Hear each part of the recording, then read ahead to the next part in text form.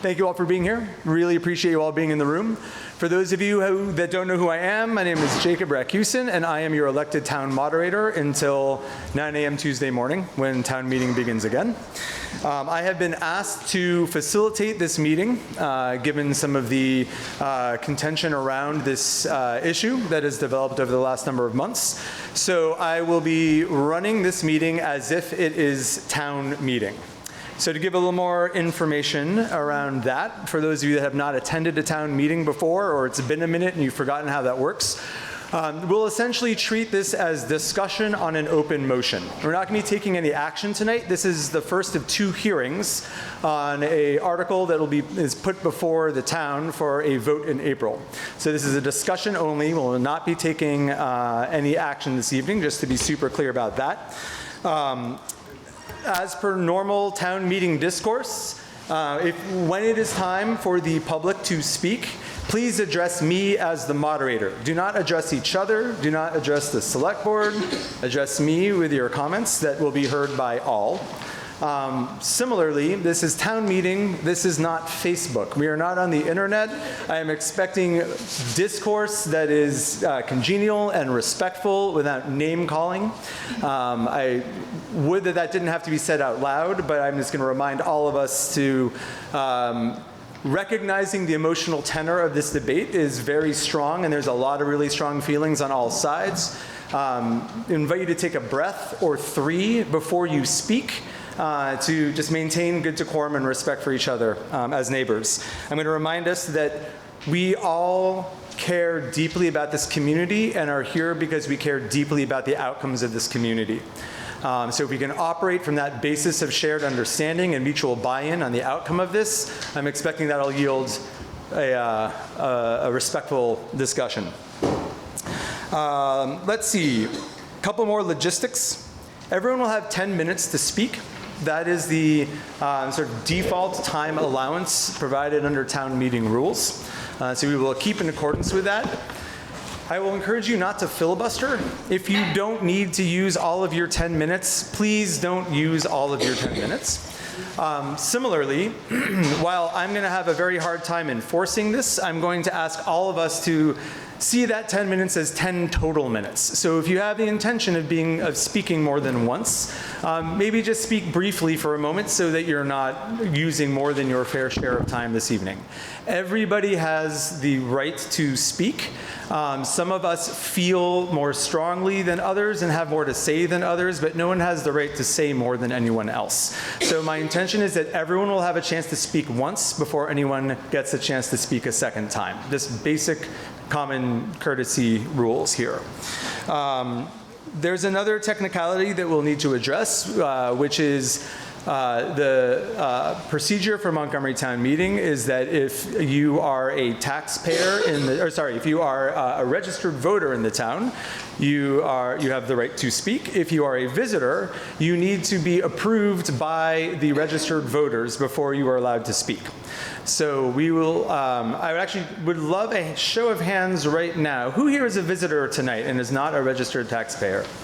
Wonderful, thank you. Taxpayer or voter? Sorry, voter. Pardon me, voter, thank you. Great. So I'm going to do my best to remember that. Some of those hands were sort of partially up, partially down. I will ask you when it is time for public comments and it is time to speak that you first introduce yourself. If I did not recall or catch that you are a visitor, please self-identify so we can go through the procedure of ensuring that you have permission to speak based on the voters in the room. We have a hybrid meeting tonight. It is always a little challenging when we have both an in-person and Zoom members of the meeting. We are doing our absolute level best with our technology to make sure that everyone can be seen and heard. So I thank you in advance for your patience. When it comes time to speak, people will raise your hand to be recognized. I'm going to do what's called taking stack. I'm going to try to make a running list of everyone's hands that I see in the order that I see them. I'll do my honest best at that. I'm also going to need to be factoring in the folks that are wanting to weigh in on Zoom. So occasionally I'll be bouncing to the Zoom room to hear voices from that community as well. I know many of your names. I don't know all of your names, and one of my greatest social anxieties is trying to recall someone's name in public on the spot. So if I say you or identify you by an article of clothing, please do not take any disrespect from that. That's just me trying to make sure everyone gets called without the social pressure of remembering your first name. So thank you in advance for your patience. I think those are all of the logistics to cover here. So I'm just going to announce the kind of the run of show and how this evening is going to go. Again, this is the first of 2 hearings. The second hearing will be 1 week from tonight in the same bat time, same bat place. I'm going to start by reading the petition that is on the table that will be voted on in April. I will then invite the petitioner to address the room, both virtual and physical room, within 10 minutes worth of comments around, up to 10 minutes worth of comments around the petition. We'll then give the select board an opportunity to speak to the petition as well. And then we will open up for public comments. And again, I'll remind you to please direct your comments, not to the select board, not to each other, but to me. Okay, I'm going to start now by reading out the petition as warned. I'm going to go through the formality of reading the entire thing since this is being recorded, and just in case anyone has not read it and is not familiar with some of the contents therein. In accordance with 17 VSA 2645, we, the undersigned legal voters of Montgomery, hereby petition the Select Board to properly warn and hold for vote a special town meeting on April 1st. Is that actually the correct date? That's the amended date, right? Great. April 1st, 2025. The following articles to wit. Article 1, shall the voters of Montgomery adopt an amendment to the town charter that strikes, annuls, and repeals Section 3 of the town charter in its entirety and rescinds the local option tax as it is set forth and state herein. I'm now going to read the local option tax that is being voted to be struck down. What I'm reading now exists, and the article is to annul this local option tax. Section 3 of the town charter provides 3, local option tax. A, the select board is authorized to impose a 1% sales tax, a 1% meals and alcoholic beverages tax, and a 1% rooms tax upon sales within the town that are subject to the state of Vermont tax on sales, meals, alcoholic beverages, and rooms. B, a tax imposed under the authority of this section may be rescinded and shall be collected and administered pursuant to 17 VSA 138, provided that the town shall, 1, receive on a quarterly basis not less than 70% of the tax collected less the per return fee, and 2, not more than 70% of the per return fee. C, the tax to be paid to the town shall be set in the sewer reserve fund to assist in the repayment of debt obligations related to the construction of a municipal wastewater system in Montgomery Center and Village. And D, the taxes authorized by this section shall expire 90 days after the date that the town has fully repaid the debt obligations related to the construction of the municipal wastewater system in Montgomery Center and Village. Added in 2021, number M18. Okay, that's just some gobbledygook that we don't need to know. Okay, so that was a readout of the local option tax that the petition is calling to be struck down and annulled. Article 2 in the petition. Shall the voters of Montgomery adopt an amendment to the town charter as follows? Any owner of a property that is serviced by a wastewater system not deemed to be failed as defined by 10 VSA 1972-5 can opt out of connecting to any municipal wastewater system, and in so doing, the owner of said property shall remain responsible for only the same costs, taxes, assessments, levies, fees, and alike attributable to properties that are not served by any municipal wastewater system. Notice of opting out is satisfied by delivering a simple written notice to the town clerk. So that is what we are discussing this evening. So again, I'm going to ask the petitioner to now use up to 10 minutes of their time to folks on Zoom, how they can raise their hand or... Oh, great point. So those of you on Zoom that would like to speak, there is a raise your hand feature, I believe, in the reactions button, if I'm not mistaken, at the bottom toolbar of your screen. If you would like to speak, please click the raised hand icon under that menu, and we will put you in the stack to be called on in your turn. Any other logistics, questions, procedural pieces? That's it. Great. So I'd like to invite the petitioner to please, if you're going to speak this evening, to use those mics so they can be picked up for everyone in Zoom to hear and to be heard. Mr. Moderator, the petitioners are a group of which I am a non-voter, and I've been asked to speak on behalf of the group that have brought the petition. So with your permission, I'd like to speak.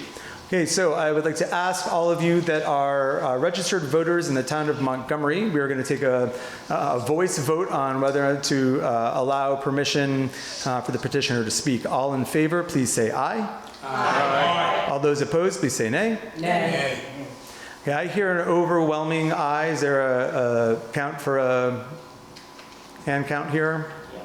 I think the ayes have it. I believe the ayes have it. So let me take the floor. I'm going to remind us that if you are not a registered voter, do not participate in voice votes. That is illegal voting. Please do not do that. So be silent during voice votes if you are not a registered voter of the town. Thank you. Please take the mic. I will be keeping a running watch on people's time, and I will give a 1-minute warning for folks as we approach the end of the time period. Mr. Moderator, this way or facing the room? Please address me. All right, thank you. All right. Mr. Moderator, my name is Mike Sarnacki. I am a part-time resident here. I've been here for going on 18 years. We bought in 2007. We live up on Route 58. Myself, along with a couple of other people that are here we are. Myself, along with Peter Locker, Chris Patullo, Teresa Almy, and other people here in town are the ones that spearheaded for the petition. We're also the ones that sent out those green flyers for those that are wondering who this is. The reason we've asked or put this petition forward is we've been asking this select board since last spring to bring back to the townspeople an understanding of the changes that have happened or occurred since this sewer project was first bonded in 2020. Those changes being the fact that the village was cut out, the fact that the state has put into a initiative for high-density, affordable housing to be pushed into towns that have, specifically those that have sewers, and the others being the cost to the system and the cost to keep the longevity of the system going. The select board, I say this as a fact, and not as an expression of any concern, is they rejected every opportunity that we've asked to bring this back before the townspeople. In fact, on September 3rd, a motion was floated by the chair to not bring it back to the townspeople for revote, and that passed. That then forced us to then seek avenues such as looking for a petition to bring it back before the people. I want everybody to understand that the number one goal of this was to get all the information to all the townspeople so that they could make an informed decision on whether this makes sense for the town going forward. Reason being is so many things have changed since 2020. One, the village has been cut out. It started as 165 homes in the village in the center for $12 million. It's now down to 100 properties for $16 million in the center alone. More importantly, the state started in 2023 a high-density affordable housing initiative, and they made changes to Act 250 that said that any city or town that has a sewer is placed in a particular and special category, and that category is that they must allow high-density housing. In 2023, they had two initiatives. One was for every 10 units, 4 more units could be added if they were affordable housing. Not making any comment with regards to what the housing is, making comment with regards to the density of that housing. They also allowed for the addition of 1 more floor above whatever your bylaws are. Here in Montgomery, it's 3 floors. That means that any developer can come in and put up to 4-story buildings, and the town has absolutely no say in it, because Montpelier has dictated that. Ramp that up to 2024. The initiative that the housing initiative that this legislature put through was not going through fast enough or to their liking. So they did what was known as Act 181, and that was approved this summer. And that means for 3 years, there are additional ramifications to towns that have sewers. First is any lot that can house a single unit can now have a 4-plex on it. If you're a town in Vermont that does not have a sewer, it can be a duplex. Smart growth. If you have a sewer, it must be a fourplex, and there is nothing that the town can do to stop it. And based off of 250 from 2023, that means 4 stories. So any house that you see on Main Street or anywhere on the footprint that has this sewer can be a 4-story building that nothing can be done to stop it. But more egregious, quite frankly, is the second piece, which is if you have a sewer and you are a designated village center, then a developer can come in and put in up to 50 units. And there's absolutely nothing the town can do to stop that. So if we put in this sewer, again, this was not known in 2020. This was known as of 2024. If you put in a sewer and understand that Montgomery is a designated village center, that's what the Northwest Regional Planning Board and the Streetscape have put into place. So if we have a sewer, that means immediately up to 50 units, and that's just per developer. So then we say to ourselves, well, what's the concern with regards to that amount of units? Because we have a finite system, 40 gallons per day usage, 40,000 gallons. 28,000 is going to be used by the 100 properties that are on day one.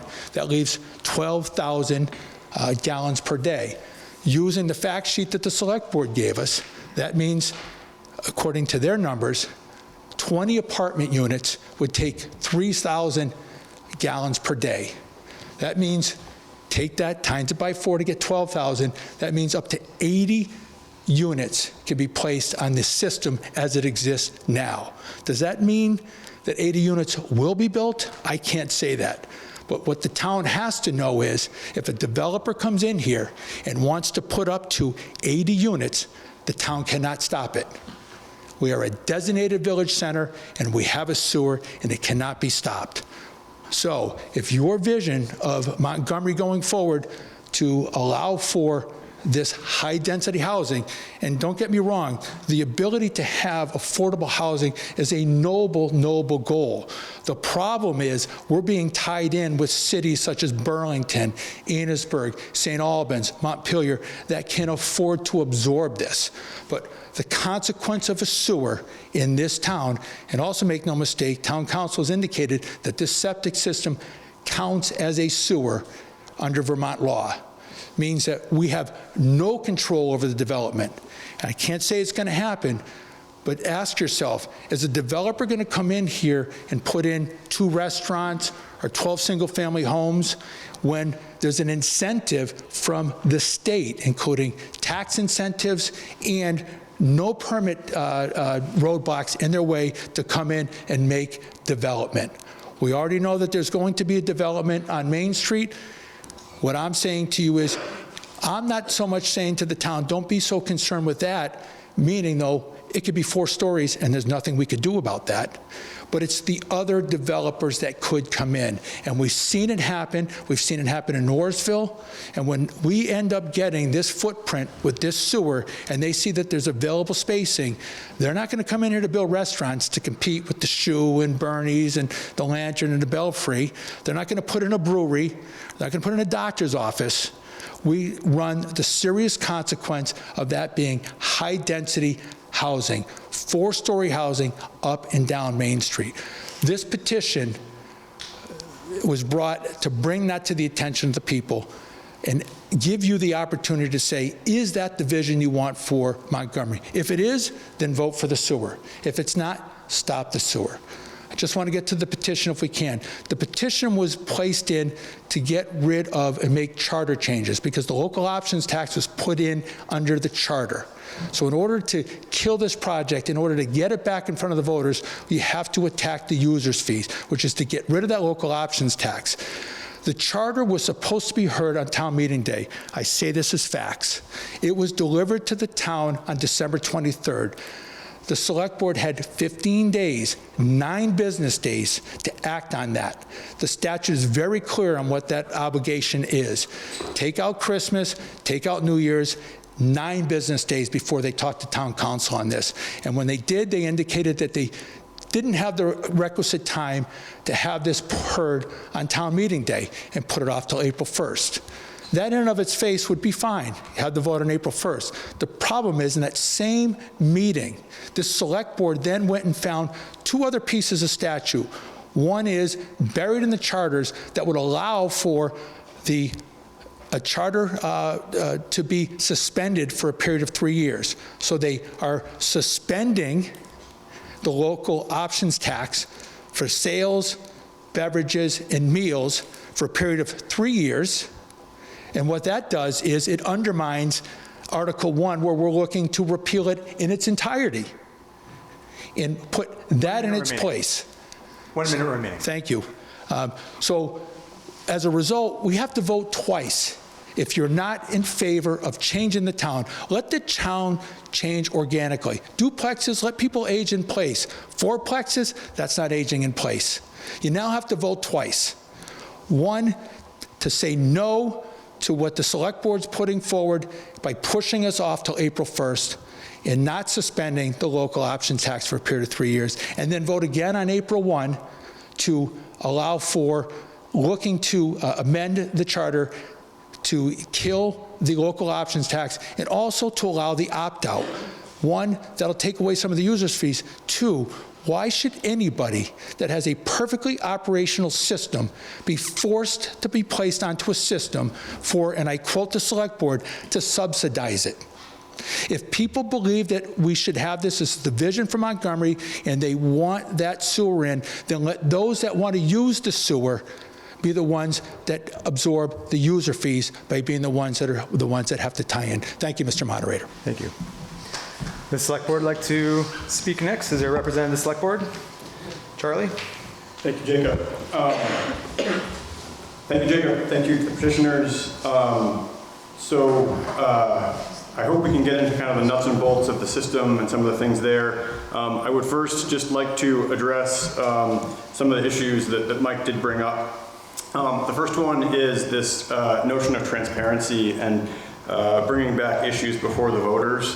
I fully understand that people are busy, they can't pay attention to everything that happens, but our meetings are held twice a month, they're open to the public, they're recorded on video, written minutes are taken. We put annual information in the town report, information on the website, we respond to emails. All these changes have been discussed, they shouldn't be a surprise to anybody. The information gets discussed in open sessions, and so I guess I have a hard time with the board being accused of a lack of transparency given just the open nature of everything that we do and the discussions we have.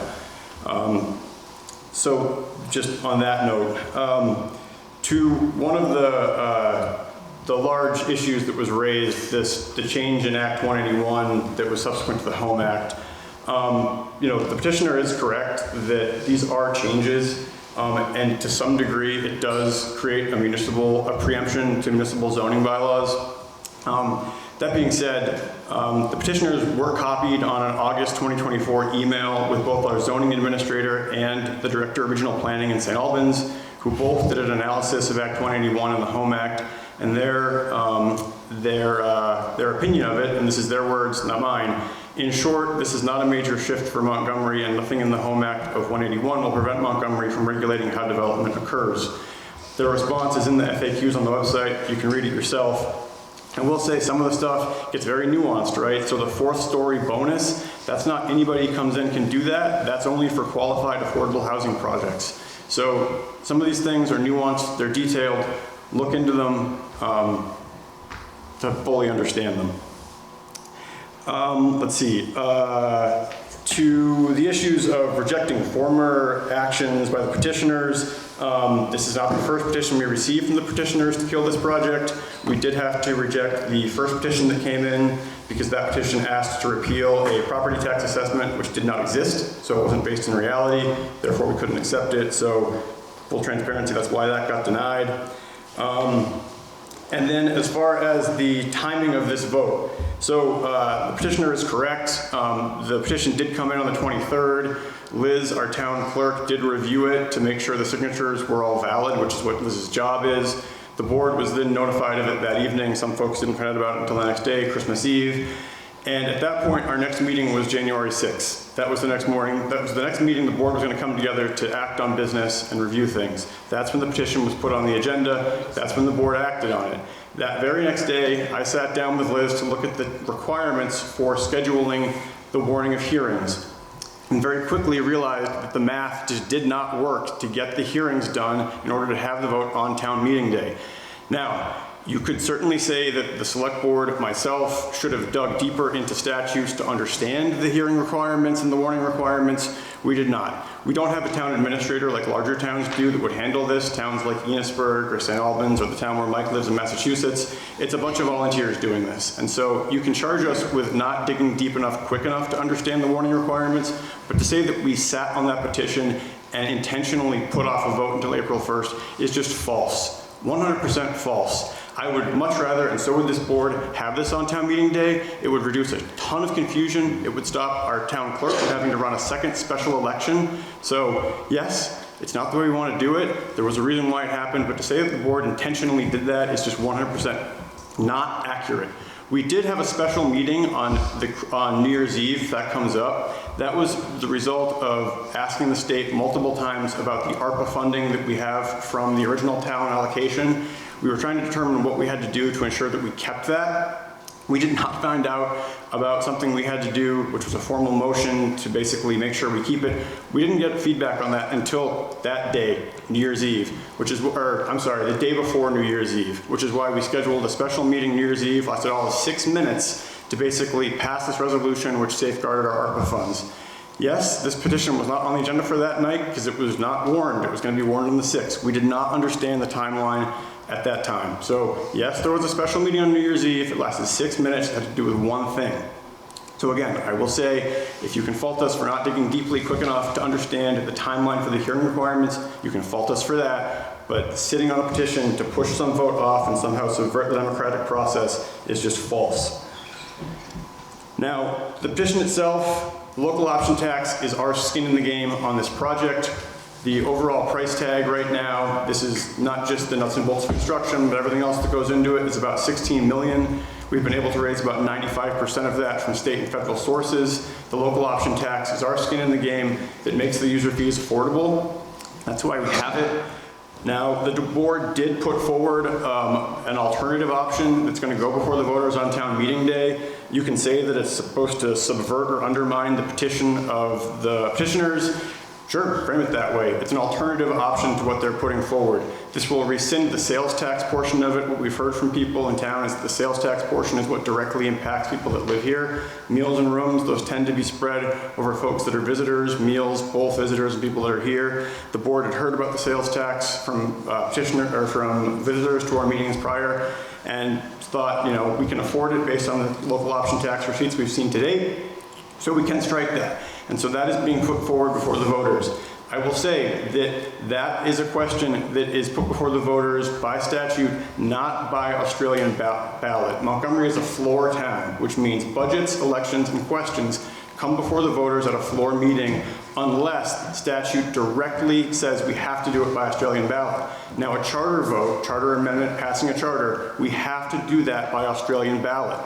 Therefore, we have to follow that process. The suspension of the charter is not something that has to happen by Australian ballot. Therefore, being a floor town, it has to come before the voters at a floor meeting, hence town meeting. So just to make clear how that process works. To the second point of the petition, why all connections? In order to create the economy of scale that makes user fees affordable, we need everyone to buy into this. I understand that there's philosophical objections to that about private property rights. I understand that everybody has different systems that are in different degrees of repair, old, new. Unless we have a significant natural disaster, it's never going to be the right time for everybody, right? Whenever we do this, there's going to be folks that have newer systems, older systems, working systems, inoperable systems, unknown systems.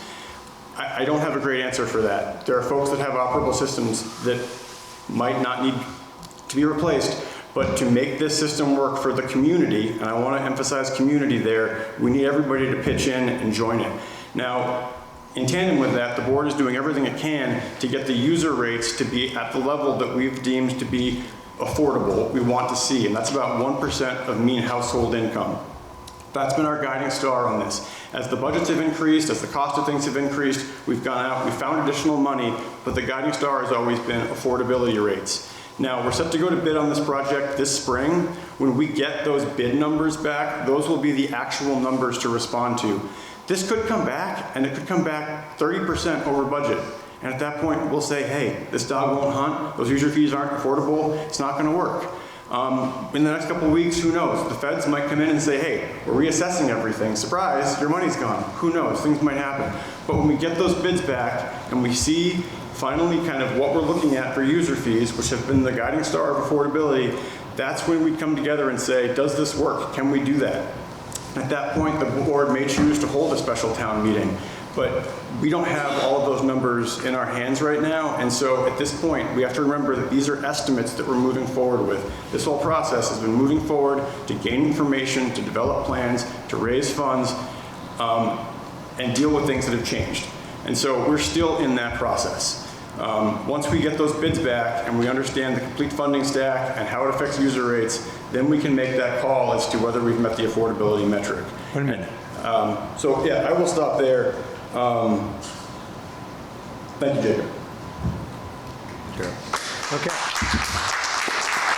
So we will now open up to public comment. Again, I will remind you to please address me. If there are questions that you have about the project, address them to me, and then I can call on the select board to address those as we see necessary for clarification. So I'll invite you now to actually, in terms of taking stacks, since we need to come up regardless to the mic, I will invite you to start to queue up behind the mic. If any of you if it is not comfortable to be standing for that long, please raise your hand and draw my attention, and I will put your name down in the queue so you don't have to stand for longer than necessary. And please note that I will occasionally be calling on people from the Zoom room who are also interested in speaking. So with that, I'll invite folks to queue up to the microphones, again, providing that you are a voter of the town, and if not, we'll need to get permission for you to speak. Jacob. Yep. Is Mark going to recognize? Okay. I just want to say that, we have been transparent, and I think we need the wastewater system, and I think this is a one-in-a-lifetime, opportunity to get funded by 95%, funds, and not be a burden for all the taxpayers in town. That's the reason for the local options tax. To vote down the local options tax, even if the wastewater system doesn't go through, that money still could be used in other places in town for the roads and other infrastructure. We'd have to re-vote on what it's earmarked for. Right now it's for wastewater, but so I feel that, and then all this development that they're talking about, we have limited space on Main Street. I can't see where 4-story buildings could go up in a lot of the lots that are, currently on Main Street. With the footprint of the new wastewater system. And then that lot in the back that they're worried about building back there, there's limited space back there to build too. So, and I think we should be looking at, other towns are looking at voting to do a local options tax. I think Montpelier is. So that's my feeling, is that we need to continue with it and just change it so that it's not on all sales in town, and just, meals and rooms and liquor.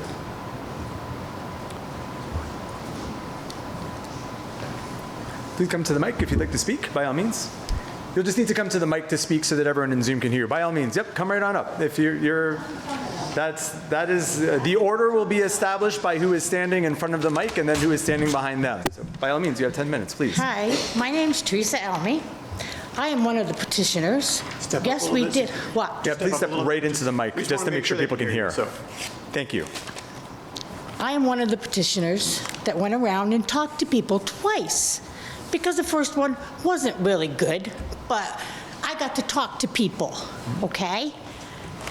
The second one, we hired a lawyer. A bunch of us hired a lawyer to get this one correct, okay? So there is a lot of people in this town that aren't coming to the meetings or the Zooms because they're home or they're scared to even come out and talk. I've learned not to be scared anymore. A year ago, I hid in the back room and didn't say nothing. But through the year, I've been coming to the select board meetings, and I have found a voice. My voice might not be anybody else's voice, but there's a big concern. Yes, Charlie's got a whole big plan, and everything's gonna be pins and roses and whatever, okay? But reality is, this town has made it this way for years without any changes at all. And the people, it really upsets me that people, my mother's gonna be 100 years old, okay? She's never got nothing free in her life. If there's something wrong with the house, they had to fix it. And that's the kind I am. If I buy a house, I did buy my house, anything goes wrong, I'm gonna fix it. I'm not gonna take state money or this and that to make it better. I bought it, it's mine. And that's what I don't see a lot around this town. They all are grabbing on the horse, you know? So Charlie's got a big, good plan, yes, but not for this town. It's not. I mean, it's not Montpelier, Charlie. I mean, not to attack you, Charlie, because I know you've been down to Montpelier a lot. My brother-in-law works down there, and he says, we ain't gonna have nothing to say once this comes in. And is really people really gonna want that? And I'm gonna sit up on my hill and laugh at you all when it all goes shit. Sorry, I don't mean to swear, I really don't. I'm trying, I've curved my mouth a lot. They can contest that. this. Thank you. I've curved it a lot. I try to be very respectful. But the year I've been doing this, I have learned so much. Just like when this all got voted on, 2020, the COVID. Nobody came out, nobody Zoomed. These people here don't know I didn't know what Zoom was until about 5 years ago. And I'll be 65. My son knows more about this stuff than I do. But nobody came out to vote. Nobody realized what was going to happen. And yes, they've been talking about it. I can't say they haven't because they have, but you have to come to the meetings. I didn't know tiddly about it until I started coming to the meetings. And I've done my research. And my research says this town don't need it. Everybody thinks it does, but it don't. But that's their own opinion. Just like who you voted for, it's none of my business who you vote for. Just like with this, if you're gonna vote for it. You know, I just know a lot of people that don't want it. There's 2 houses over here that don't want it. I know there's 1, 2, 3, 4 more going up 58 that don't want it. But they ain't got a voice to say it. So I went and I talked to these people, but I asked these guys during the summer with that first petition, okay, we got this petition, why don't we just let the people talk one more time? And if they said yes, we'll take it, we would have dropped this all of this, and we would have dropped it. But they said no to another vote for let the people. When the people got more research and more knowledge, they could have a really good vote instead of a COVID vote. Okay? And that's all I got to say. Thank you. Tosca, please approach the mic. Me? Yes. Sorry. Not at all. I don't like to stand with my back to people, so I'd kind of like to be cockeyed if that's okay. As long as your voice is going directly into the mic so that everyone on Zoom can also hear you. All right. Thank you. Generally, I don't need a microphone. And I'm going to try and say this without crying and without a microphone. I am here to talk about one particular aspect of what's going on in town right now that affects all of us. This building, it's filled with everybody all year round. A year ago, two things happened in this building.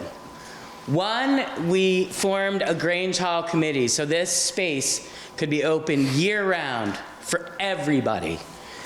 There are people in this room that disagree with each other, but we have all used this building for years as a place of community, engagement, parties, weddings, auctions, art shows, dance classes, yoga. We have now made it available year-round for everybody in this community to come to.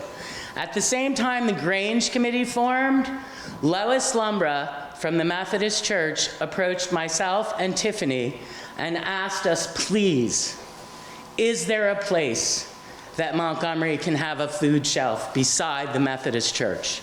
Lois Lumbra, 85 years old, has run that food shelf at the Methodist Church for 27 years.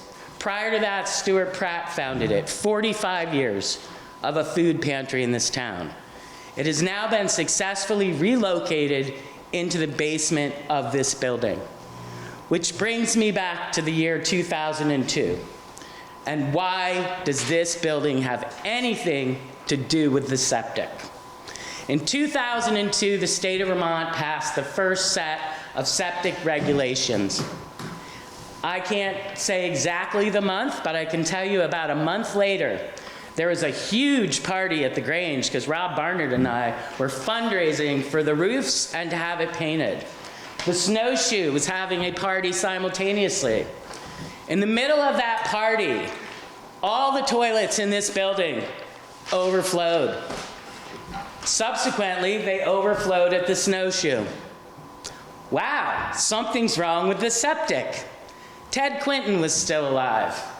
I said, Teddy, you used to own the Thirsty Boot. What's happening? And he said, oh, the leach field's failing. The next morning, I made 3 phone calls. It took 1 day to dig out a tin can, rusted tin can, that was the septic tank of this building. It was dry. There was nothing in it. The poop from this building and the Snowshoe had been filling up underneath this parking lot for how many years, who can say? I went to the select board, and the way we did things back in the day is, oh my God, there's new septic regulations. We're gonna have to put a mound system in. 3 phone calls. We dug up that parking lot. We got a 1,000-gallon concrete tank, and we put it in the ground in 1 day with no permits, and guess what? I drove to Sticks and Stuff and bought 3 lengths of perforated pipe. That is the leach field that operates this building. It is under that parking lot. We all know leach fields shouldn't be under parking lots. So the building that we call home to our meetings, and we collectively join each other in food and entertainment, is a failed system. I am in the process of getting a license for the kitchen in the basement. What this puts in motion is a mound system in that parking lot, and that is the end result if we do not have a town septic. So I'm asking everybody to rethink why we don't need it out of fear of some development versus this very building has a failed septic and an illegally installed septic to boot. And I would be happy to tell the state that because I'm going to have to. So our alternatives are, let's just not get a septic system for the town and put a mound system in the parking lot. And it'll probably cost a couple $100,000. And I will ask the town for that money so that we can keep doing the good work that we're doing downstairs and keep having this building as a gathering place for this entire community to do anything they need to do. And that's all I have to say.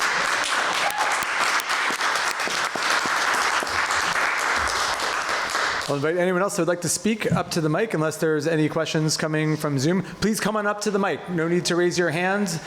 Just come right on up. And I'll just say before you speak, two things. If you could also please introduce yourself. I have not been diligent about asking people to do that, so please introduce yourself before you speak. And if there's anyone that would like to speak but can't come to the mic, please raise your hand and we'll bring a mic to you. Yep, name's Charlie Snedeker. I just have one question. Whoever wrote this, do we have any representatives so they can answer some questions rather than Can't see what we're, the flyer that was held that you put out? I believe we've got someone here. Yeah. Is there any way you could just answer questions so we can get this out of the way? Just for procedure, if you want to direct the questions to me, and then we Is there any way we can get this guy to answer some questions just so we can get this out of the way rather than Why beat don't you around the ask what bush? your questions are, and then I can call on someone to respond to them. This is I will how ask town meeting questions. works. When the information is available, I will ask questions. Okay? At least explain what's going on here on this piece of paper. That's it. We can ask questions later. For example, there's medium density. What is the definition of medium density? That's what I'd like to know, right? There's a couple other things in here that I think if someone read through, they'd have some questions. We can get this out of the way. We don't need to sit here all night. So you have a question about medium density, and you'd like someone to be able to speak to it in general? If you have more specific Whomever questions, feel free wrote to address this, them. I would like to ask questions to, and if they would be open to speak to the town, that would be great. So the format is we do not ask direct questions to each other at town meeting. That is how the format works. But I'm happy to request that the author of that, if they would like to speak, be willing to come if they so choose. Okay, thank you. Thank you.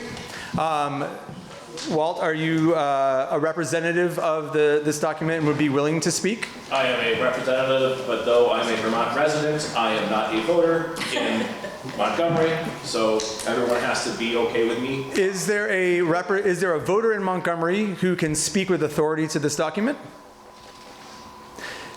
Can we get a vote on whether or not we recognize Walt Knight to speak to this document? All in favor of allowing Walt to speak by voice vote, please say aye. Aye. Opposed, please say nay.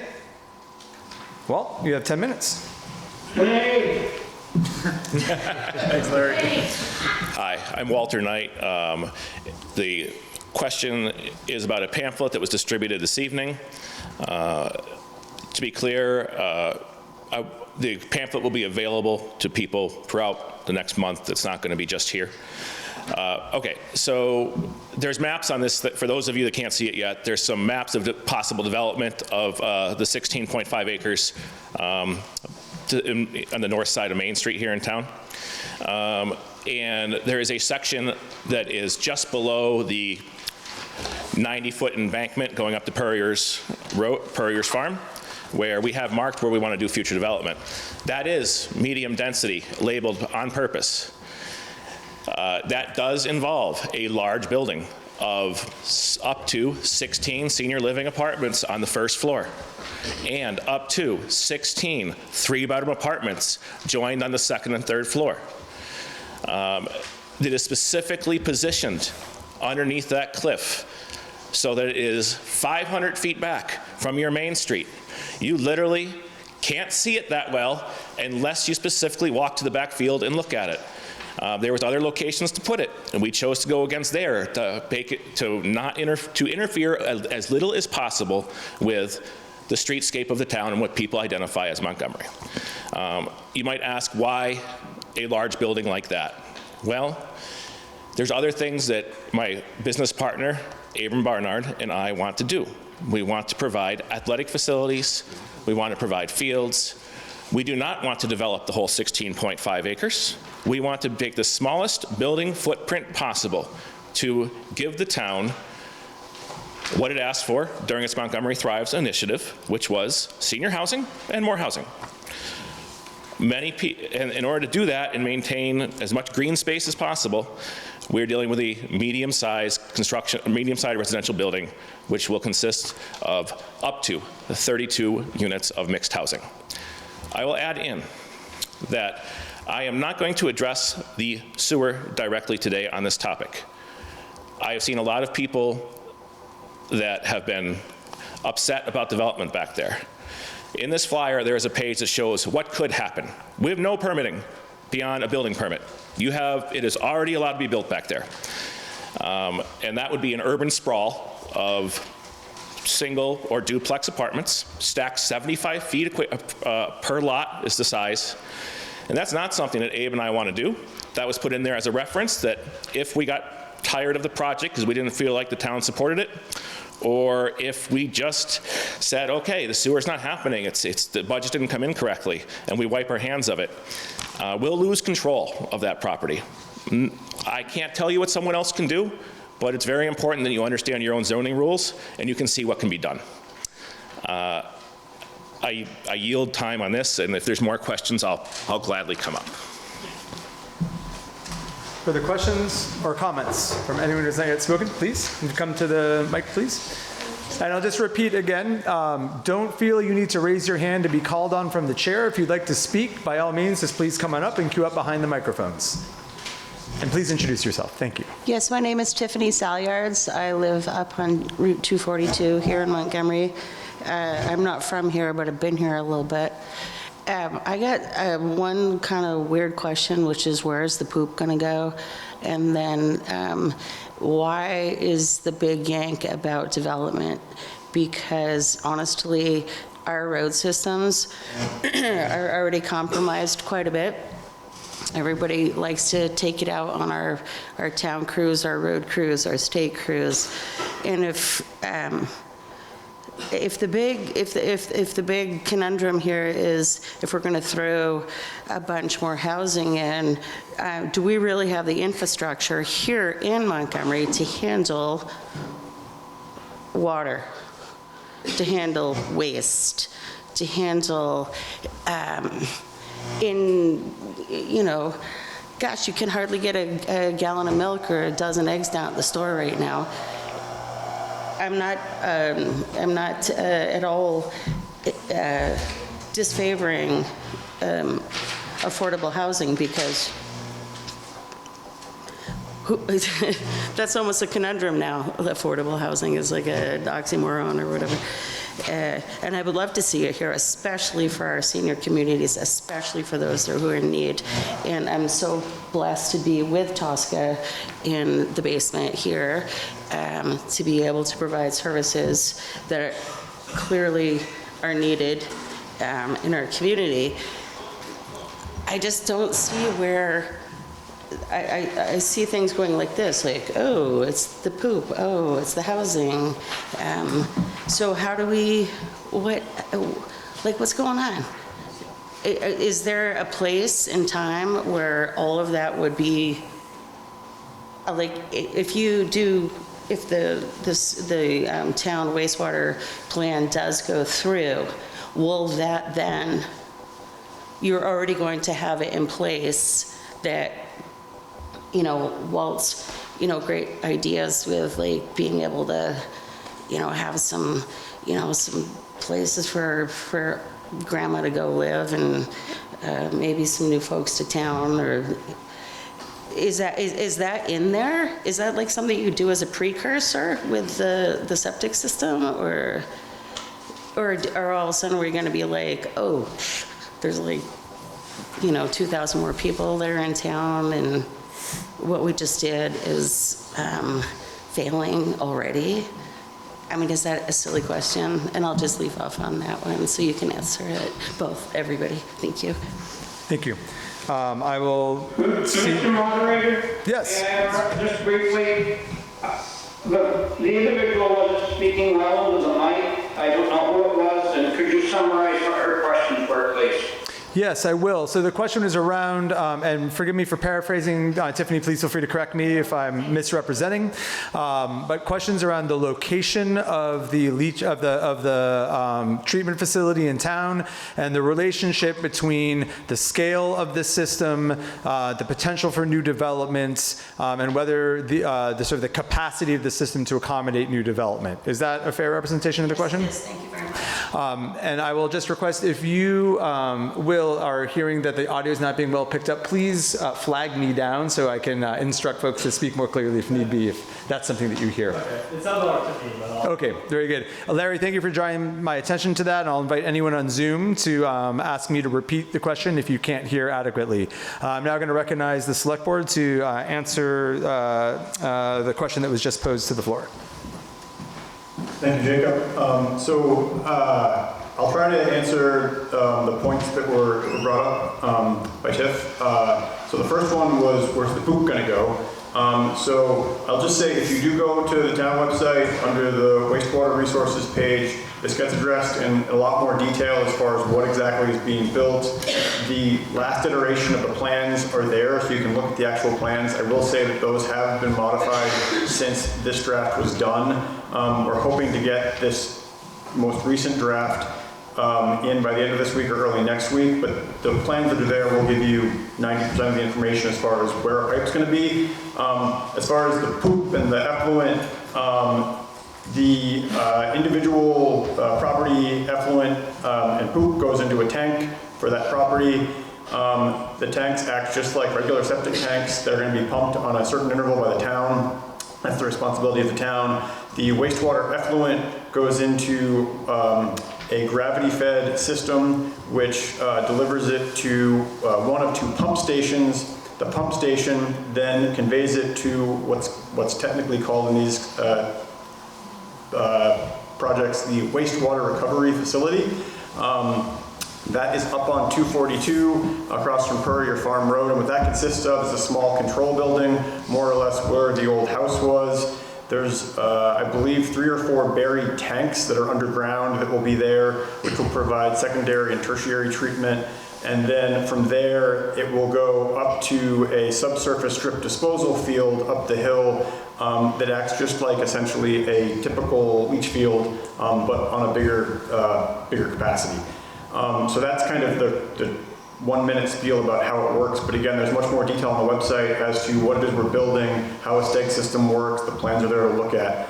As far as impact of growth on infrastructure, I'd say, one of the things that this kind of system would accommodate is more denser development in our already built area right here on 118, where we're on a paved road. As folks who've lived here for more than a couple of years probably have seen, we're seeing much more population growth and housing development or repurchasing on our back roads. And that's always going to happen. Folks are going to want to move up here, and some folks are going to want to have their countryside dream, which is okay. That kind of development puts more pressure on our roads. Folks who've lived here for the past 30, 40 plus years have probably seen that, the increase of people living on these roads, the traffic on them, the associated fuel trucks, UPS dropping off your Amazon packages, that does create more pressure on our road system. With development that happens here on Main Street, that's on a paved road, it's not putting that kind of development capacity pressure on that kind of infrastructure for roads. The water system will handle this. As far as other questions were, as to affordable housing, which Tiff brought up, I do think that we need to be clear about what affordable housing means, because affordable housing, unfortunately, in a lot of the conversations we have, has become a code word for other things, things that unfortunately tend to be kind of exclusionary in terms of what we're talking about. But just so folks know, affordable housing in Montgomery in 2024, using the metrics that state and Fed has, that's about a $1,300 a month rent for a studio apartment and about $1,900 rent for a 2-bedroom apartment. So it's not exactly cheap housing. And right now, 25% of the population of Montgomery is considered housing stressed based on the last census data, meaning that they are paying more than 50% of their income towards their housing. That's the kind of population that affordable housing is meant to target. And so we already have people have mentioned seniors, young people trying to find a place to live here. We have people in town that need affordable housing. So before we talk about folks that are coming from away, I do think we need to understand that there's a population of folks that live in town already that could benefit from this kind of housing. Am I missing another part of the question? Did that sufficiently answer the question? Okay, Great. thank you, Tiff. Before we proceed in the room, I just want to pause to make sure if there's anyone in the Zoom room that is trying to raise their hand. I see, it looks like a hand waving from Zoom World. Jimbo. Where the button is to raise your hand. That's okay. We got your hand. That's okay, we see you now, so please feel free to proceed. And if you just identify yourself and you have 10 minutes to speak. Hi, my name is Jimbo. I'm not called aside. Hi, my name is Jimbo. I'm a resident of Montgomery. Jimbo Schley. I have a place on the back roads and a place in the village. And it's like a big issue. This is like a big topic. So just a couple of things I want to say. We were talking about like affordable housing in Montgomery. I've tried to think what it's going to look like and how it would work. And I hope this person is good. I mean, but like what Sue Reagan did on Main Street, like renting to like Raz and all those people, I always thought was so cool. And just kind of went under the carpet. And I think that our town has a really cool history of like, I know that when I was trying to review a very big, expensive house and I got drunk and crashed a car and I had to listen to this house, I lived at Tasha's house for a while. And like, it was like a really sort of, only in Montgomery you sort of like, I don't know, it was sort of cool that like, I mean it wasn't good that I got drunk and crashed my car, but it was nice to live at Tasha and her kids and like, hang out with it.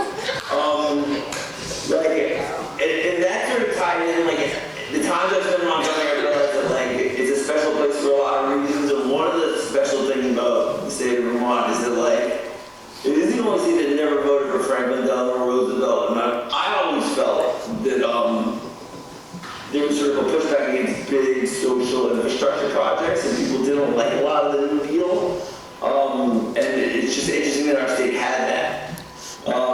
And I think that some of maybe my opposition to some of these projects came out of that. I also think that the fact that we've covered bridges came out of the fact that like people don't want to pay for new fancy bridges. But sort of bringing this more into the topic at hand, like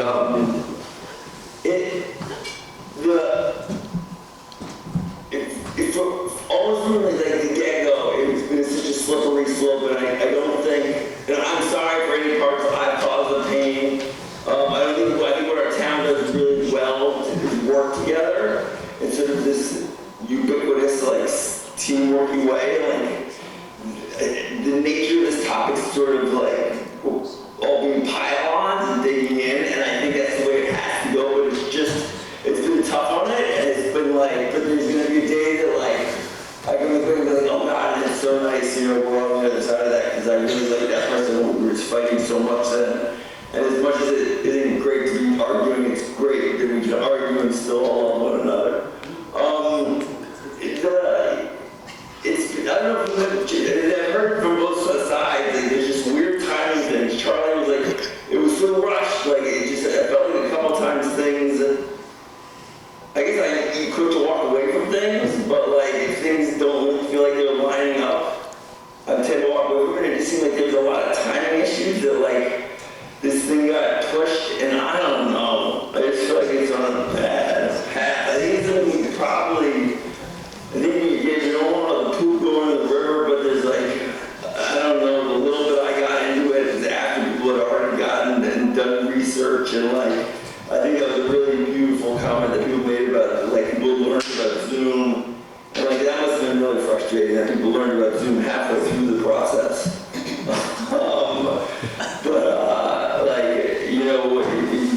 We're getting integrated and good things are happening. Like, sometimes it seems like the whole goal of like granting the town, like, then you're not like a buyer of the system, because in some ways, like, I totally get where like the Tanner people are coming from trying to sell us something, but then only the town will be like, well, we don't want that because we don't want to spend much money. We're just like, oh, we give a grant.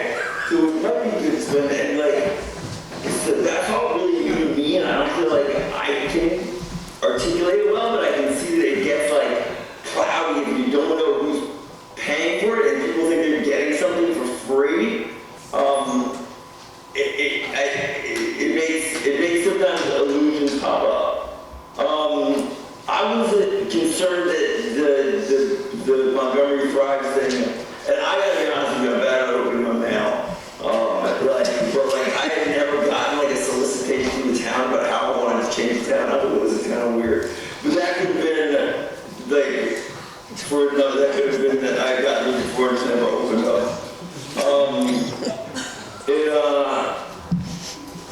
It has been divisive.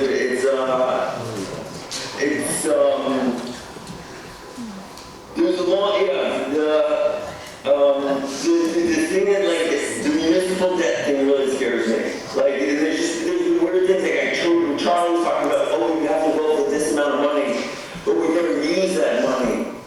But we need to go for the grant, and it's just like, all these things, you're always like, oh, wait, how much are we gonna do it? Like, and that's why I think some things are confusing, because we're sort of, for like the sake of like big government, like you need to demonstrate certain things, but that's not like really,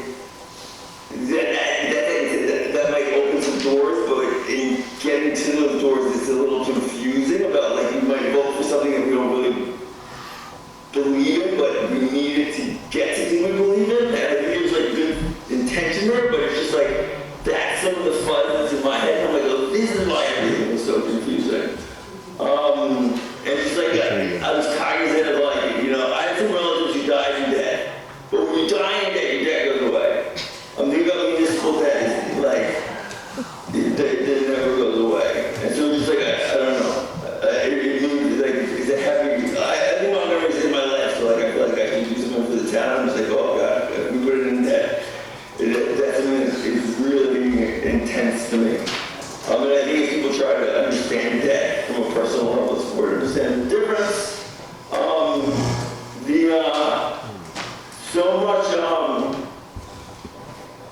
like, I don't know, part of like our struggling infrastructure, and I totally hear what Tosk is saying, like, but some of that stuff is like, I'm like, we have this beautiful place in town that like is like a marijuana place you can go, and a nice place to eat breakfast, and then you can buy eggs from one that I would grow, and like you can buy a bicycle there. And I'm like, you're like, no one comes up with that idea. That's like a total piecemeal thing. But like, that's what sort of makes our town beautiful. That's what makes like Grandpa Runs beautiful. And like that's why maybe we should get the system. But like, I don't know. I'm afraid that you get into like weeds. Like everything is very simple, and it's like this is gonna work. This is gonna work. And it's like my family's very frustrated with me in the moments. They're like, how do you make decisions? And I was like, on feelings. I'm making decisions on feelings. And I'm like, sometimes like, yeah, that's how I do it. And like it's not a very strong legal argument. I change, and I don't know.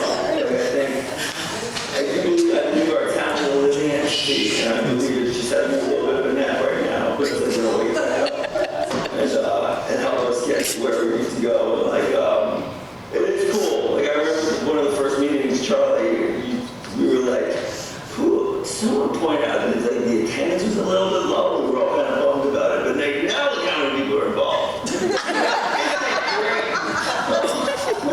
So it had been some really, I don't know, however it's ended up, I think it's really cool that it went from like not having people involved to maybe people being like, oh my God, there's too many people involved. And it definitely was like, I used to think town meeting day was like the day to be dealt with all the town's business. And then now I'm just like, I can't, like I feel like, I'm actually in New York right now, so it's just I'm like, I can't even like attend all the things I care about Montgomery, but it's like, I don't know, this has been cool, and one day we'll all, like, have a hug and get drunk, and, like, it will be, like, something we went through together, and it will be, like, we'll be on the other side, and, like, I truly believe that there's, like, no one in here is, like, trying to sabotage Montgomery. And I think there's some ethics of it, there's an ethic in Montgomery, and I gotta be honest, I didn't make all the money I spent. 1 minute left, Jim. People are really, pull themselves up by their bootstraps, and like it's hard for them to see other people get things for nothing. And I can really hear that, because like I was always blown away how welcoming people were to like some spoiled brat in New York City. So like, it's all valid, man. It's all valid. You're all really good people. And I know when you come back for town meeting, and I look forward to it. And yeah, people, thank you for letting me talk. Bye-bye.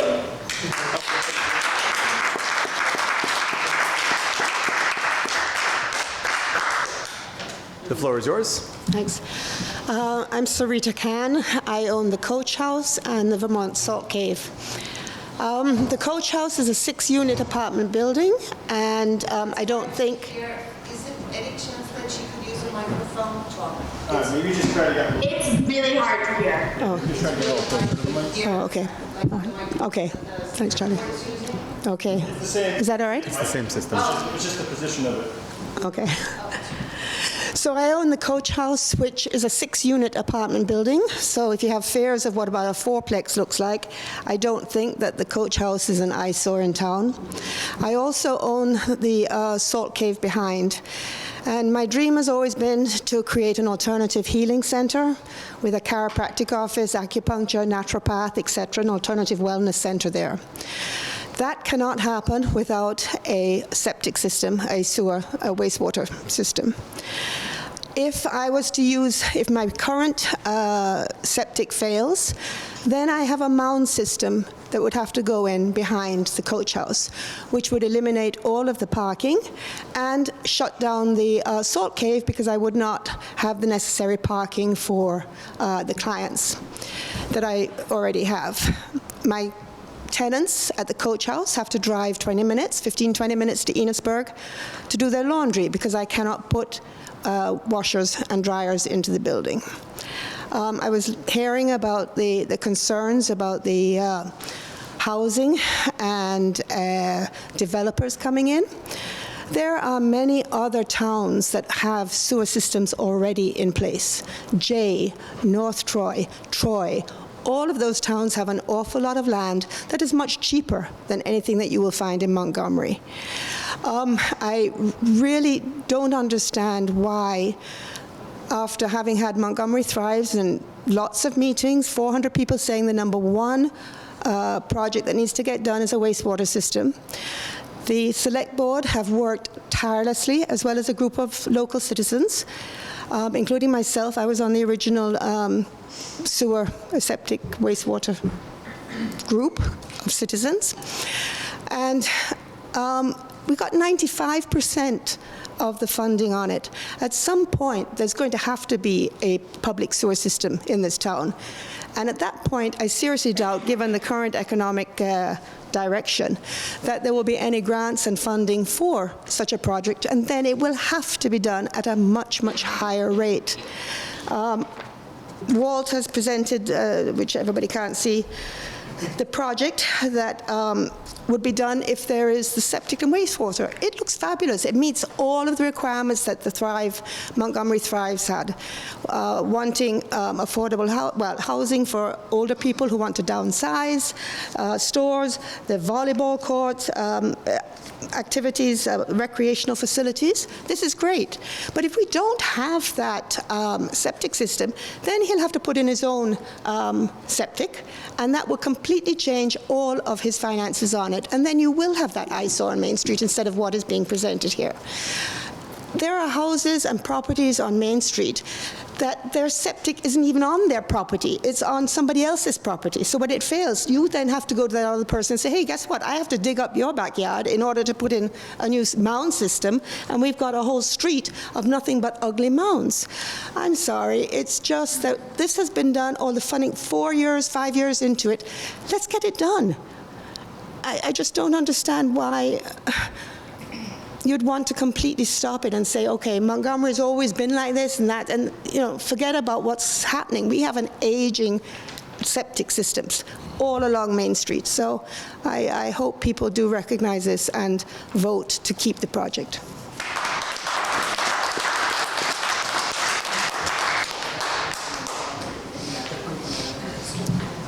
Evening, Jacob. My name is Peter Locker. Peter, just tilt the mics up a little bit, just so they catch your voice. You're both taller than Sarita. Thank you, Charlie. I would first like to address Charlie's response to Mike Cernacki on the points made in order, the transparency. Charlie's spot on. He was quite transparent throughout the whole process relative to the wastewater system and all the periphery that goes with it. What we didn't hear a whole lot about until very recently was the housing element. And up until, as far as I could see, the detailed frequently asked questions page that was added to the town website, I believe, or the forum, either one, was excellent. It was still about 3-to-1 wastewater system, and the questions that are being raised now are mostly about housing. But transparency, Charlie's dead on. We're talking about wastewater. We've been talking about it for decades, and he's been answering questions all along the way. I had several dozen myself, mostly about the financing stack, which he was patient enough to address to satisfaction back in at the time when it was an $11.7 million initiative, and the grants from various sources weren't clear to me, and the percentage that they represented to the total project cost. He satisfied that, so my question becomes, what about the cost, or the cost of the project versus the financing? And those $11.7 million estimate was based on old information, pre-COVID, pre-intense inflation, and Charlie agreed to readdress it and come back to me. I never really did get a comeback, but subsequently over the few years, he had addressed that.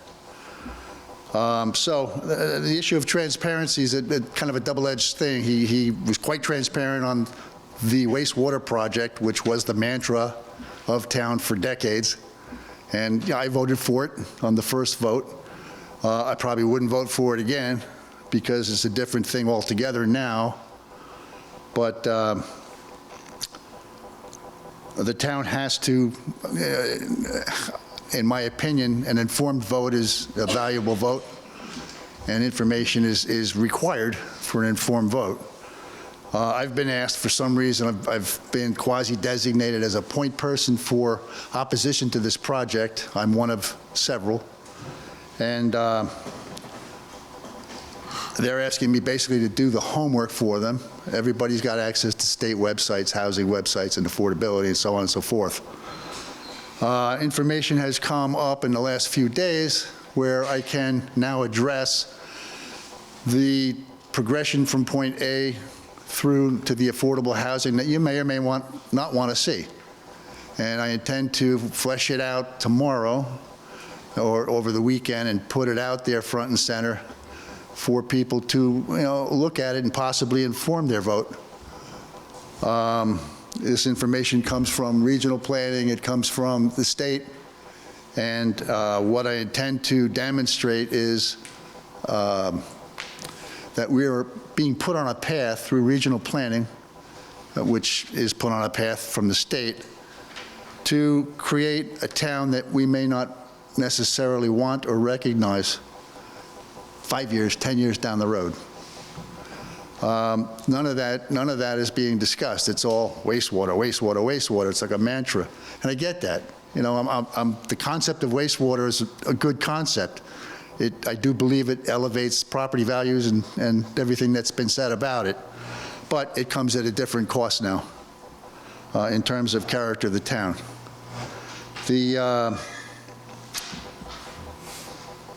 As far as covering the bids, Charlie mentioned that if it's 30% over budget, it's dead. Well, from what I'm seeing, the Bank of Governor Scott is willing to support any increase that comes along. We went from 11.7 to closer to 15, I'm presuming, and it didn't take him very long.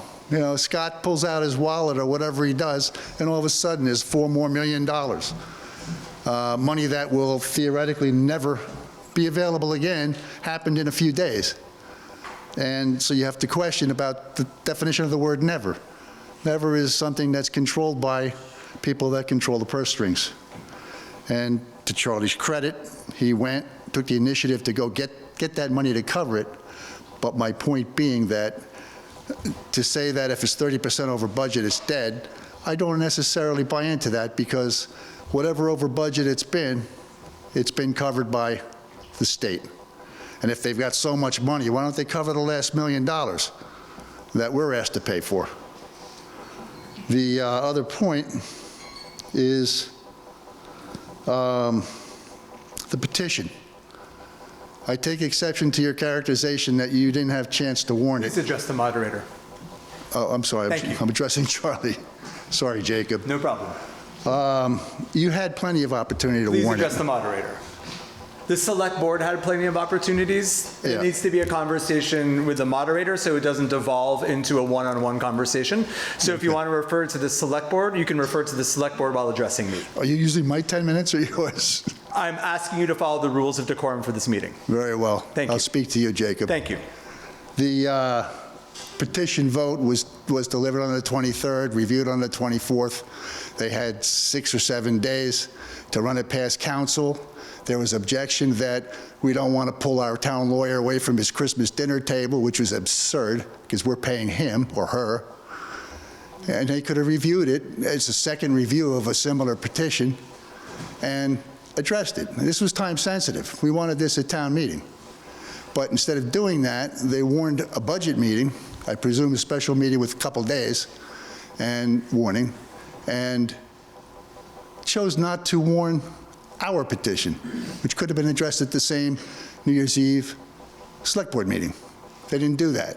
And I wonder why. Because they could have fell within the windows of warnings for hearings had they done what we had asked them to do. Instead, they put it off until the scheduled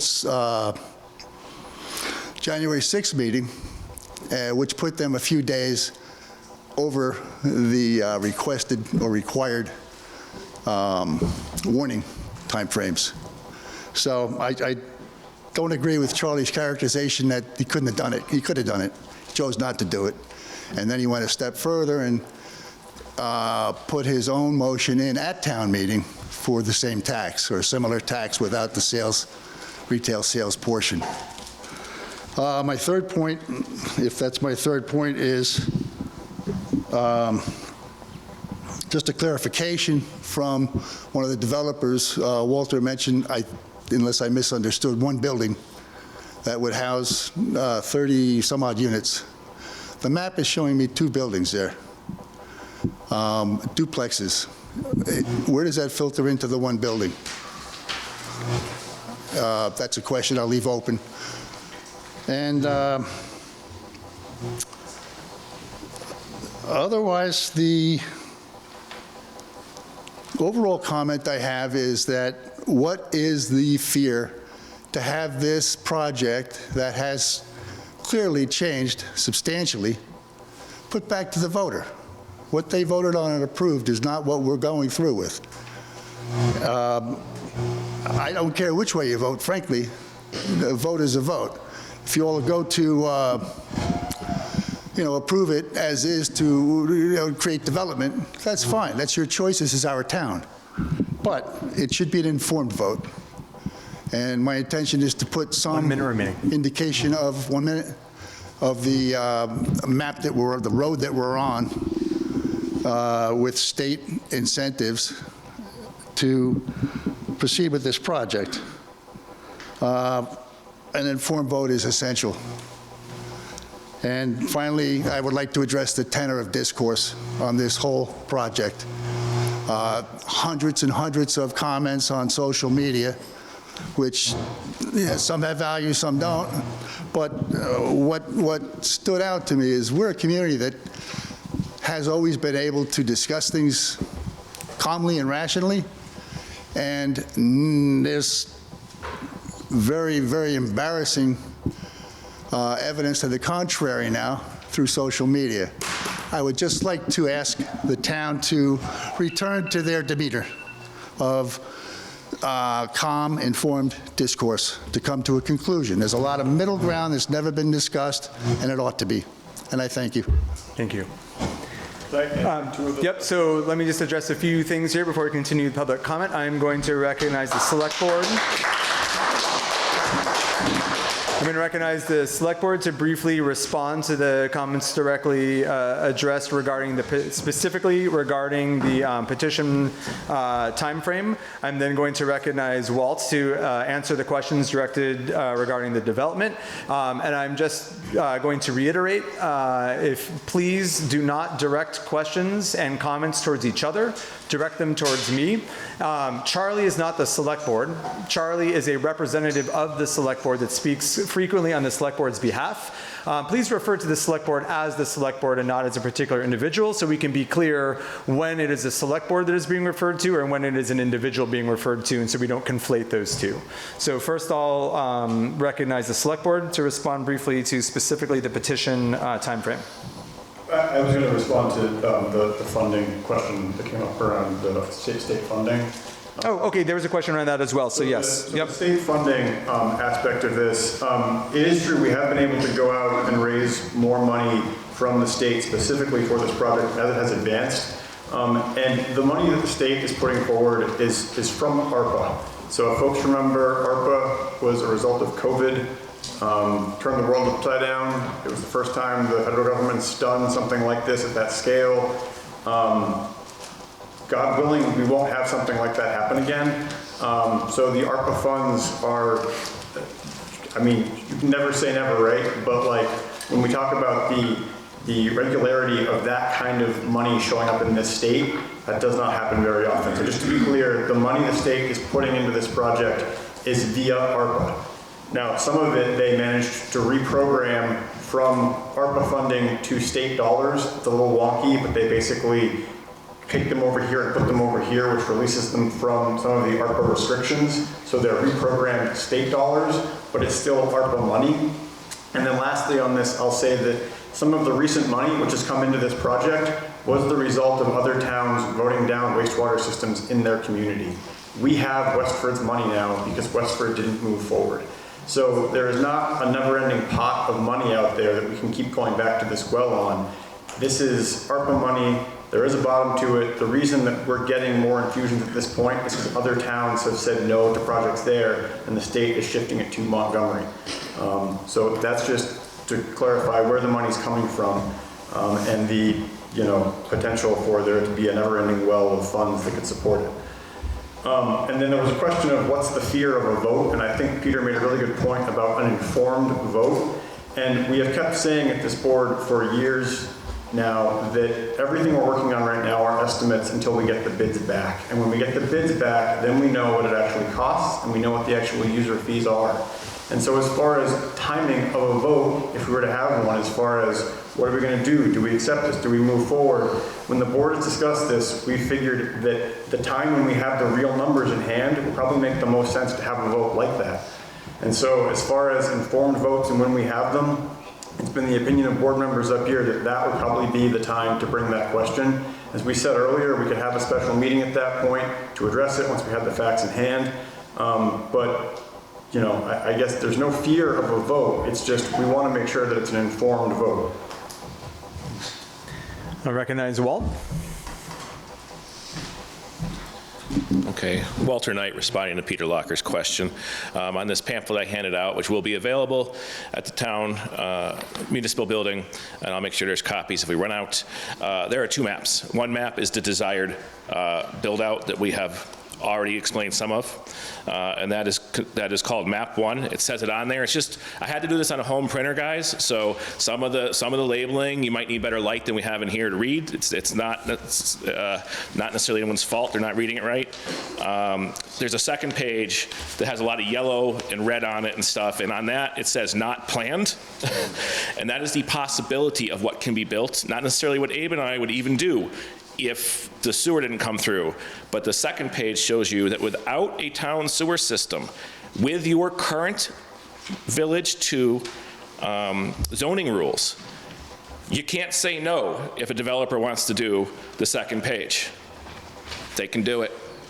Okay, so we just wanted to give you guys like a devil's advocate, like, hey, we want to try one thing, and if it doesn't work out and we just wash our hands of the project and sell it, well, we can't control what the next person does.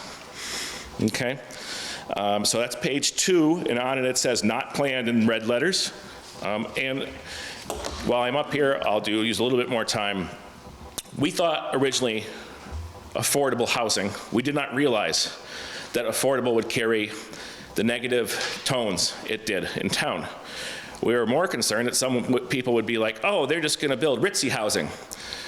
What would that have gotten us? So we can't call it affordable. We can't call it luxury apartments. We can't call, pick your word, everyone, okay? We're trying to do something nice that, yes, we'll make some money at, but we're trying to give the town what they voted for, because if we give you guys what you voted for, we assumed we wouldn't get much opposition. We'll see how that all goes. Finally, Abe's away for a bit. If you do not like talking to me, or if you do not trust my word, Abe will be available in about a week. He will gladly go over this with you. We constructed it together. If you would like to talk more or have more questions that we do not handle tonight at this meeting, please contact the select board. They will email me and I will get back to you. The reason I'm not giving you my own personal number is because, as you've seen on Facebook, there are a few, mind you, a very small few, but there are a few members of the community who would fill my mailbox with hate mail. So please contact the select board. I will happily sit down or have a phone call with you and explain any of your questions. Hopefully I could answer them. Thank you. Before we proceed with additional comments from the room, I'm going to take another break just to see if there's anyone in Zoom land that would like to address the room. Point of order. Go ahead, Larry. I think that, Josh, you're giving somebody from outside the voter registered vote people too much time to influence the voters. We've approved Walter's ability to speak, and he is still within his 10-minute allowance. So unless I'm missing something, he's within the rules of the meeting. Of course, I'm willfully ignorant. That's probably the problem. Fair enough. You may approach the mic. My name's Kim Morrill. I live up on the Gibu Road.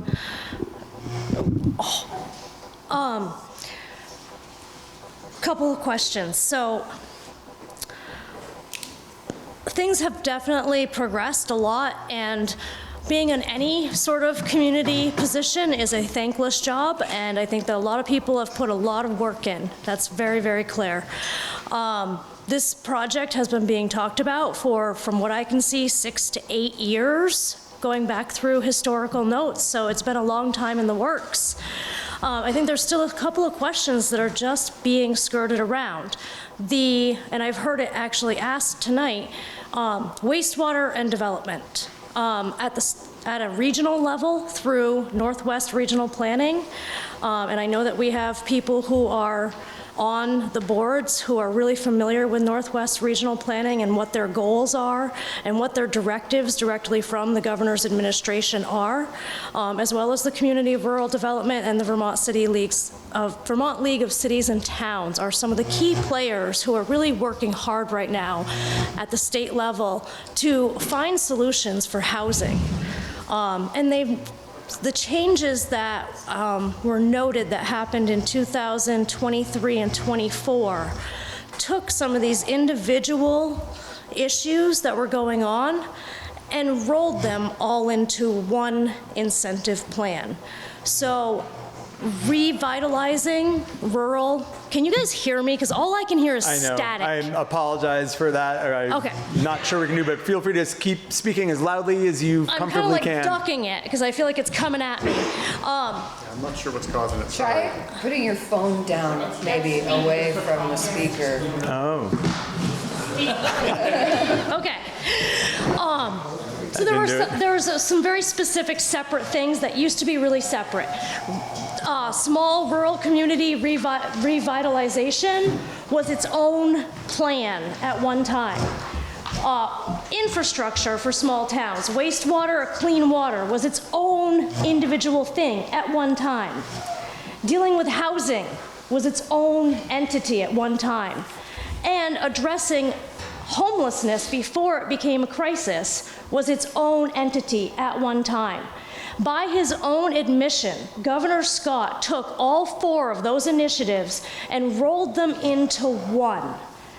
And so why we're asking is because this at a state level and at a regional level has been rolled into one. Everything's tied in now. And with the state designation programs that are being done statewide, small towns don't have a choice. The regional planning committees are doing this right now. It's being done right here in Montgomery. So while we're here talking about wastewater, we're also addressing our town plan and our town zoning, and we are one by one going down a checklist of everything that is required, one item at a time, to be a designated target area for state development. And so I would put the question out there very, very simply and clearly. Are we on a road that ends up with the town of Montgomery? Is the ultimate end goal to be a designated town to allow the state to develop based under the designation program that overpowers our local zoning? And the name of that is a neighborhood area designation or a village center designation. That's my first question to whoever may be able to speak to that. Anyone who's familiar with the Council of Rural Development or the Vermont League of Cities and Towns or Northwest Regional Planning.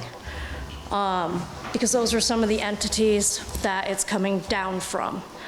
And then following that, I think it would speak to where we're being guided to if this one little development project is not what the concern is from what I can see. But I am interested if the development project that's on the table is intending on applying for the Act 250 exemptions that are available only underneath the umbrella of these specific designation programs. And those are my questions.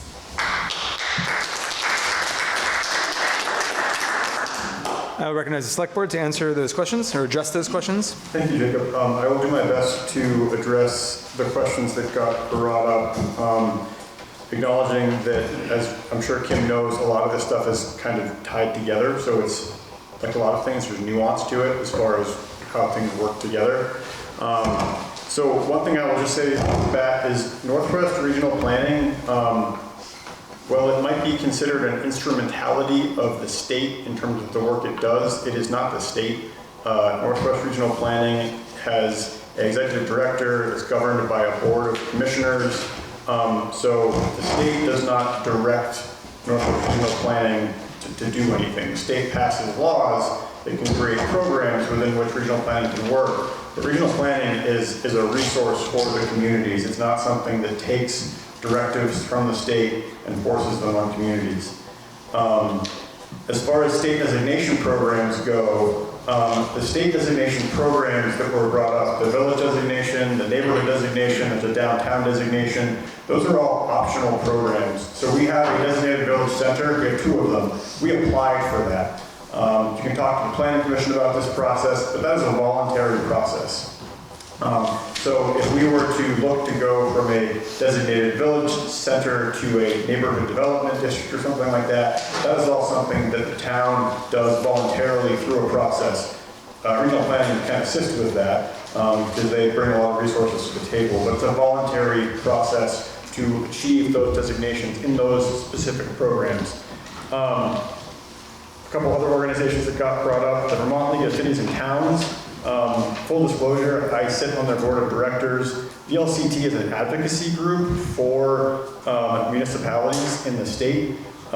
So their work is essentially going to the State House and advocating for changes on behalf of municipalities. And that's something that is responsive from the needs of municipalities. So that's things like, can we take a local option tax and take it out of the need for a charter, because it's an onerous process that has to go through both houses of the legislature and lose local control. So one of the goals of the LCT for years was to give towns the ability to do a local option tax outside of a charter. Another thing we've advocated for is changes in how much money a local option tax can raise for a community. Right now, the state keeps 33% of the money we raise. One of the priorities of VLCT this session is to knock that percentage back. So VLCT is an advocacy group on behalf of municipalities, doesn't force things on municipalities. Vermont Council on Rural Development, that's the crew that came here, facilitated the third-party process that was Montgomery Thrives. Again, they don't create programs or force them on communities. They're a resource for communities. And then lastly, the Act 250 exemptions that came up. So there are some, as the petitioner pointed out earlier, there are some Act 250 time-limited exemptions that are in play around housing and density and that kind of thing, and it ties to Act 181. But the Act 250 designations which passed, which are the Tier 1A and 1B designations, essentially those say that if you're a community that applies for Tier 1A or 1B in that growth center, you are exempt from Act 250. It basically puts local delegation of the Act 250 process back on the community. So that's Tier 1A and 1B. 1A communities are essentially your Burlington, your Rutland. 1B communities would be like Montgomery. One of the things, is this working? Your mic just went off. Yeah, I think we're working on the PA. Okay. I might have just ruined everything. People can talk louder. You're coming by it honestly, while Will's working on that. So, project. So what I will say is that the 1A, 1B designations would allow a community to operate outside of Act 250. It essentially puts local delegation of the Act 250 process to the community. 1A is for much larger communities that have the infrastructure to handle these things. Burlington, Rutland, not only physical infrastructure, but like staffing infrastructure. They've got, you know, more robust town planners, things like that. 1B would be something like Montgomery. And I'll say right now, I was on the summer study committee that came up with those tiers, and the 1B process came from advocacy from communities like Montgomery saying, hey, wait a second, if you're going to give an out to come to places like St. Albans and Burlington and Montpelier, you should give the same option to communities like Montgomery or Troy or Greensboro or Craftsbury. And so they created the 1B designation as something towns like ours can apply to voluntarily, which would essentially mean that we do not have to go through Act 250 for development in our designated growth center. It is voluntary, we would apply to it.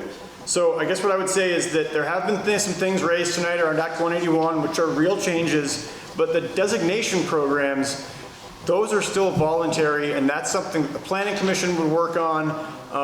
They're looking at their zoning bylaws right now, but I would encourage you to look at those because, again, they are something the community affirmatively decides to enter into. Thank you. Thank you, Charlie.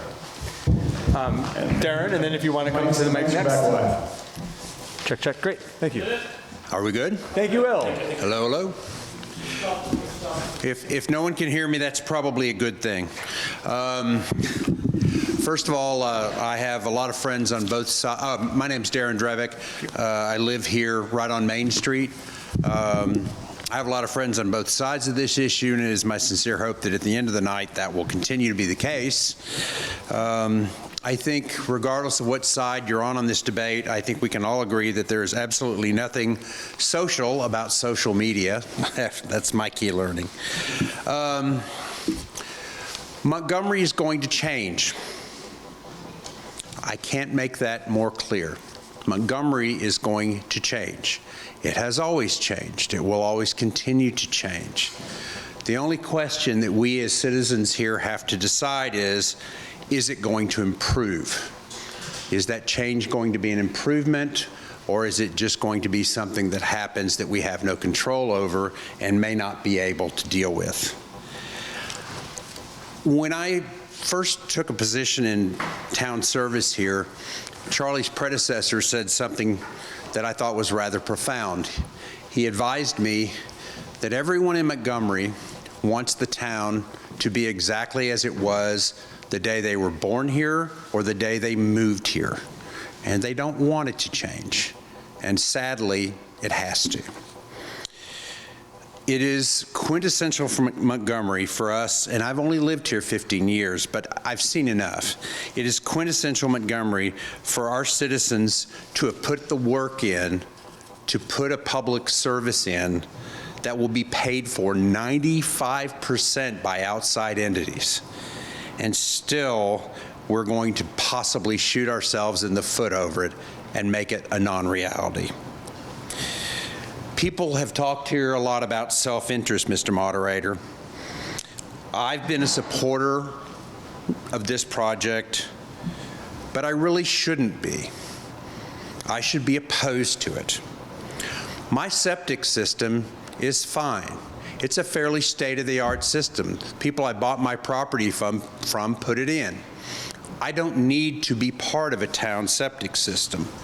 It is a financial hardship for me to take that system, which works fine, and have someone come in and literally break it apart in my yard and have to pay to be part of a system. And yet, for some strange reason, I think it's the right thing for the town to do, and I support it. When the town voted to raise taxes, sales taxes, and rooms and meals taxes, and liquor taxes, all of those affected my business. I collect those. And you would think, well, it's just a pass-through. He just collects them. He doesn't pay them himself. But if the tax that I charge on my rooms, or the taxes that Bernie's charges, or the taxes that Snowshoe charges, are higher than their competitors in Jay or Morrisville or wherever, people make a decision not to spend their money here in Montgomery. So a 1% room tax puts me at a 1% disadvantage against other areas. So I should oppose that. And yet I begrudgingly said, it's for a good cause. Let's do it. If we were voting self-interest, I would make a motion to the Select Board to destroy and eliminate the entire roads department, which is 55% of our budget, because I live on a state highway, and all of my taxes, my incredibly large property tax bill, goes to fix roads that I don't drive on. But I don't do that because I live in a community. And I know it's the best thing for the community to do those things. That's what living in a civilization requires of you. We're a community here. We all swim in the Trout River. And I think we all pretty much would rather not swim in sewage. If there's anyone that would like to swim in sewage, Mr. Moderator, would you ask anybody if they would like to swim in sewage? I don't think they want to. This project was defined as the #1 need of this town. We sat in this room 9 years ago. Was it that long ago? Oh my gosh. 2019, and it was an open forum. Everybody in town was invited, and we said, what are the things that we need to do to make this town better? And the #1 thing was we needed a septic system. #2 thing was we needed a better streetscape. #3 things was internet. So, you know, we identified this. We agreed to it. We all had a say. And those that voted against it back when we had the initial referendum, good for them. That was their viewpoint. But they're still opposed to it. They've been able to find people who weren't here back in 2019 and scare them a little bit with what's going on. But they're still opposed to it. They've always been opposed to it. It's just their tactics have changed a little bit. I got to be honest here. I'll be fine either way with this vote, okay? Honestly, I've laid it out for you. I have a septic system, okay? The taxes, if they go down, that might help me a little. I don't know. But I don't know that I'll live in a better town if we don't have it. I don't think I will. I think there's a tremendous opportunity for growth on Main Street, logical, planned growth, but growth and change. And change is going to come. It's just a matter of whether we do it the smart way or we don't. And that's really the only points I wanted to make.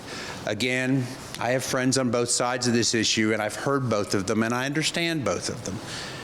They're my friends, and I hope they'll still be my friends after this. So thank you all very much. Thank you, Mr. Meyer.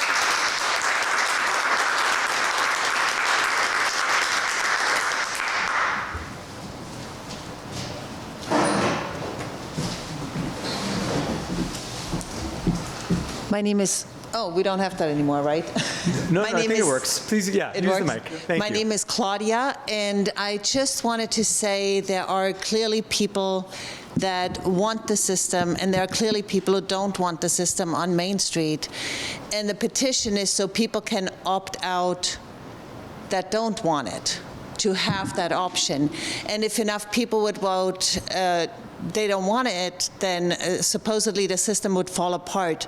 But why would it have to fall apart? Why can't there be a compromise that then we just implement a smaller system, which would also be cheaper, and maybe then people wouldn't have to pay anything?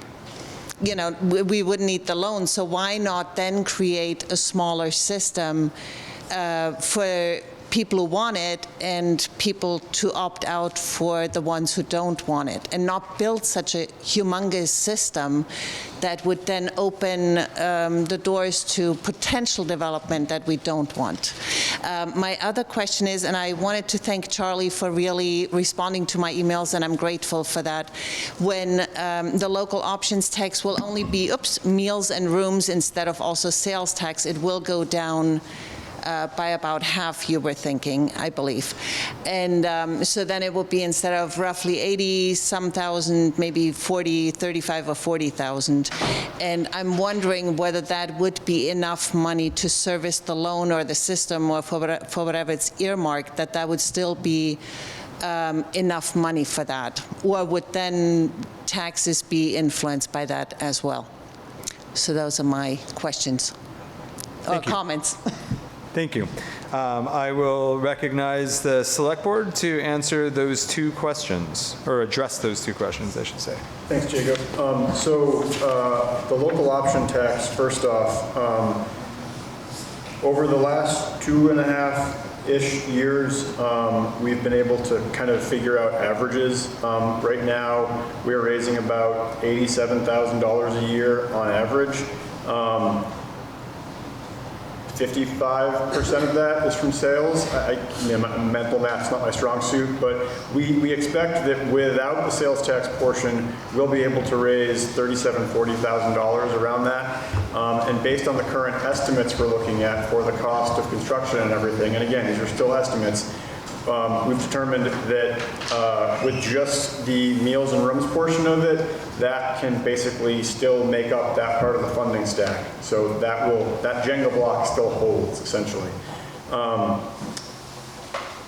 So that's the local option tax. And then as far as the system and the scale and the users go, I understand in principle the idea. The challenge there becomes when the users that opt out are holes within the system still has to cover the same area.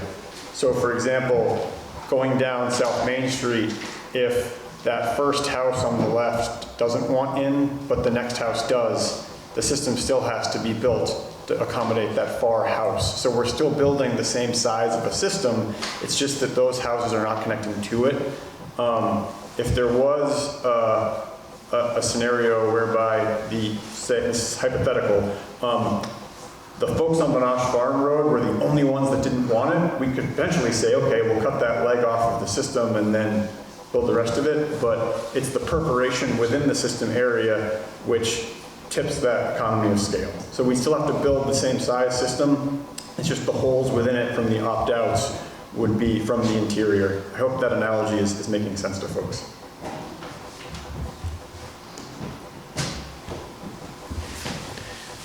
Anyone else like to speak this evening?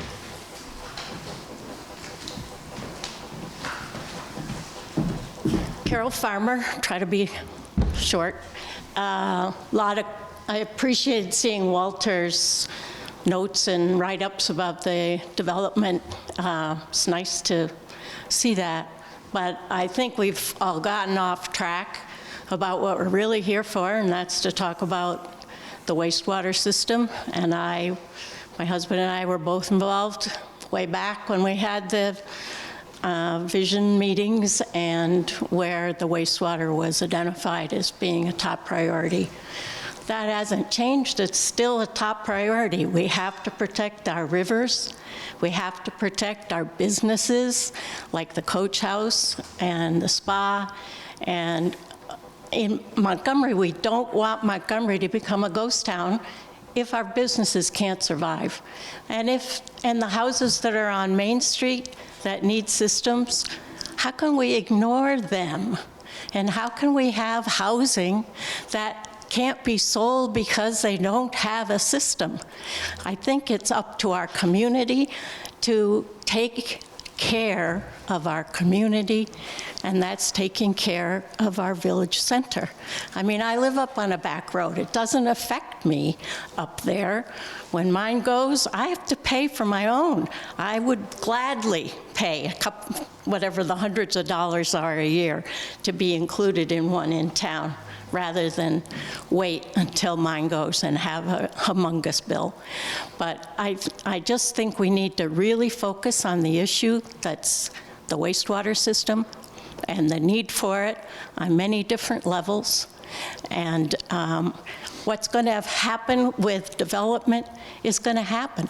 I much rather have Walter and Abe working on development in our community than somebody from outside coming in and doing whatever they want. There's a lot of deep pockets out there, but I remember back when that property had a rock crushing machine operating on it.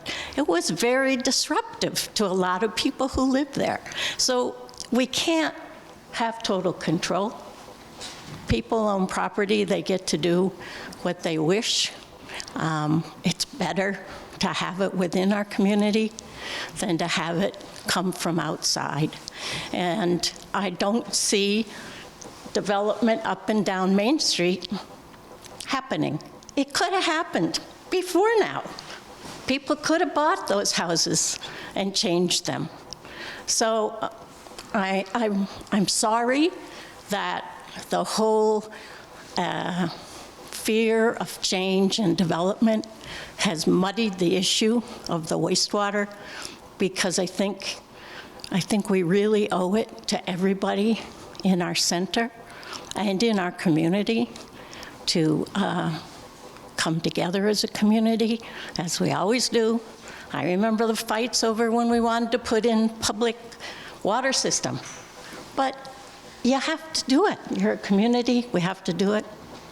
I'm in favor of it. I certainly appreciate all the select board has done to bring the project together. I mean, it's huge. It's not anything I would want to tackle, so I do appreciate it. Thank you.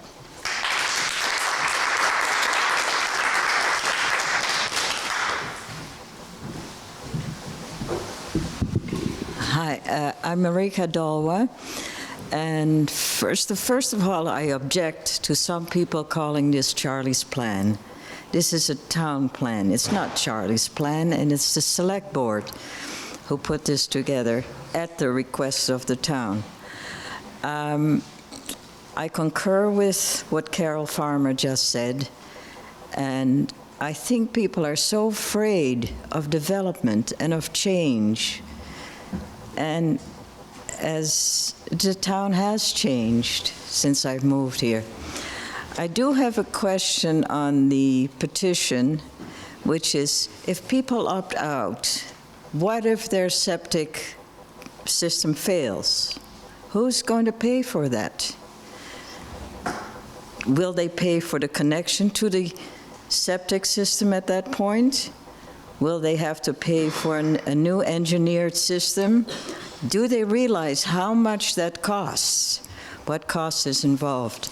The other thing, I have a question for the select board. I recently learned, I don't know if it's true, but that there's a bill in the state, on the floor at the state level, where the percentage is not 33%, but it will go down to 20%. I just want to have that confirmed. This is on the local option tax. And that's it. And I thank the Select Board for all their hard work and also for their very good explanation of what has happened that's available on the town website. Thank you. Select Board would like to respond. Thanks, Marika. So the two questions, the first one being the bill on the local option tax. So I have not read the bill that was introduced yet, so I don't know exactly what the percentages are that would change. But to the prior conversation, right now the state keeps 33% of local option tax receipts from a community. Through advocacy from VLCT, there's been a movement afoot to try to reduce that. So that's where that bill is coming from. I don't know the percentage, but it would be lower than 33%. As far as what happens when someone's system fails, I'm not sure I completely follow the question, but I guess the two avenues that I think you were getting at, well, one would be that without the municipal system, if your system fails, you're on the hook to replace it. And that can be as expensive as it needs to get. If your question was, if you're not hooked into the system and it's optional, but the system was built, so future connections other than day one connections, there would be a connection fee. So users that are on the proposed system that are hooked up day one, there is no connection fee. Future connections to the system, so for example, if a property behind Main Street got developed and they needed to connect to the system in the future, there would be a fee associated with that. Those would be set by the ordinance, and looking at regional averages, it would probably be somewhere between $2,000 to $5,000 to hook up to the system. Now, those are not set numbers yet, but that's how that would work, is there would be a connection fee. Would anyone else like to speak this evening? Thanks, everyone. My name is Daniel Can. My wife and I, we own Crofters Green just up the hill. On this topic, it's been pretty vitriolic, especially on the internet. One thing that I do believe is that civic discourse is pretty important for a vibrant community. And while it's unfortunate when it gets a little too bellicose or a little too combative, I do take a little bit of solace knowing how many community members care about the future of Montgomery. And I hope that once this is all resolved, people still continue to participate and get involved in whatever they can in ensuring that Montgomery moves forward in the right direction. From what I've found, Montgomery Thrives in 2019 identified wastewater as the #1 issue. If I was in your guys' shoes, or rather in the Select Board shoes, it would have been dead on arrival for me, the thought of navigating the nightmarish bureaucratic hellscape with the state and a state road and putting in a town sewer. I would have no interest or energy for such a project, but after a year and a half, they brought it to the town in 2020 for a bond vote. That passed. It moved forward to 2021 for another 3 votes. One was for a reserve fund, one was for the local option tax, and then the third one was for a property tax increase to fund this all. The first 2 passed, and then the third didn't. Another petition went out to make sure, community, is this really something you don't want to do? And pretty resoundingly, again, we don't want an increase in property taxes. And it seems like the Select Board did take that into consideration and move forward to create a funding stack to make it go through. I want to applaud the board of 5 volunteers who over the last 5 years have secured about $15 million. If I look at our town finances, to think that that much money was secured in ostensibly free money, again, as a result of ARPA, as a result of extremely unique circumstances, I think is very praiseworthy. One of the things that comes to mind in 2019, I think Montgomery Thrives identified 92% of towns on of houses on Main Street, should their septic fail, they don't have the space to have a septic replaced according to state standards. Granted, there are absolutely variances for that, but on the Facebook Montgomery page, there was an alleged wastewater professional, so everything I'm about to say I read on the internet, I'm sure it's true, but that after Westford Westford canceled their project. It looks like the variance would require about a $60,000 septic to meet the kind of adjusted requirements, and allegedly there was additionally a business in Westford that had to pay over $100,000 for their septic to meet those needs. If 92% of our parcels on Main Street are subjected to that, that seems like a very difficult future challenge that can be paid for with a sort of with the funding from this funding stack. So again, I just wanted to applaud the board. I want to thank everybody that has contributed in this conversation and in getting this entire project moving to the point that it's at now, and I personally hope that it does make it across the finish line. Thank you.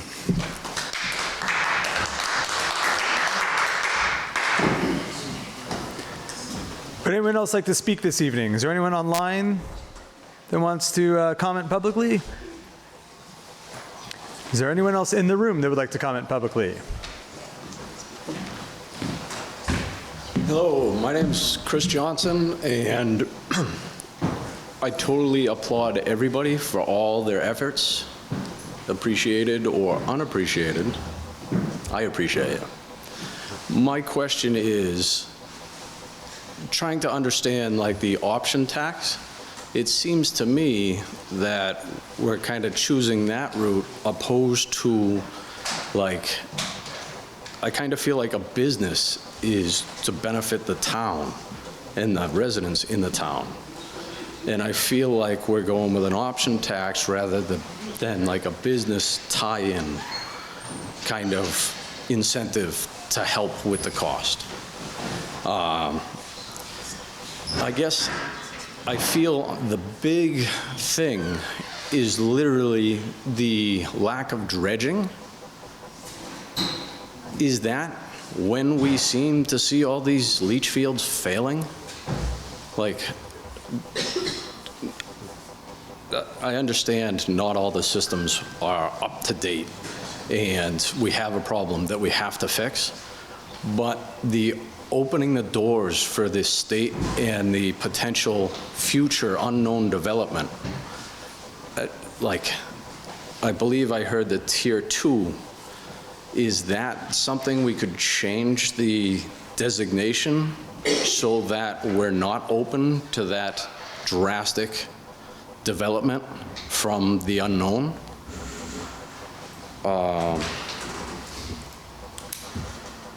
I guess if there's state financial incentive for us to do this, what's the hook? What do we not know? There's always something they want at the end. And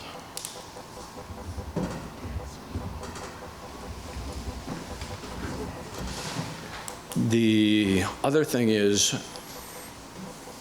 have we, as a town, reached out to Abe and Walter for potential purchasing a piece of land from this development site as a potential second waste, like leach field? I feel like the dog park or something could be on top of said leach field, and that would allow the system to extend to the village. You know, like if we're getting extra money, is there any way to, you know, look at that as an option rather than, okay, the plan didn't work, so we're going to go with this plan 2 that we don't want to do? It's like, could there be another plan that involved benefiting Montgomery?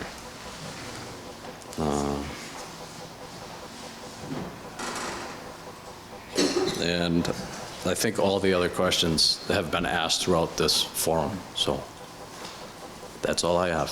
Thank you. Thank you. And I will recognize the select board to respond to the questions that were just asked. So as far as additional capacity for drip dispersal or essentially other lands that could provide that leach field capacity. In order to provide the capacity that's needed for a system like this, a property would have to have very specific soils and be of a specific size. And so one of the first things that the engineers did with the analysis for both the village and the center was to essentially look at the radius around these two areas and said, okay, where do we have those soils? Where does the topography make sense? Where is there not already built environment on top of it? Where is there not something else going on that would preclude this? And it was relatively limited. So for the center, there was the property we're looking at there. There was a property up across the Trout River, which is currently a cornfield, which was considered.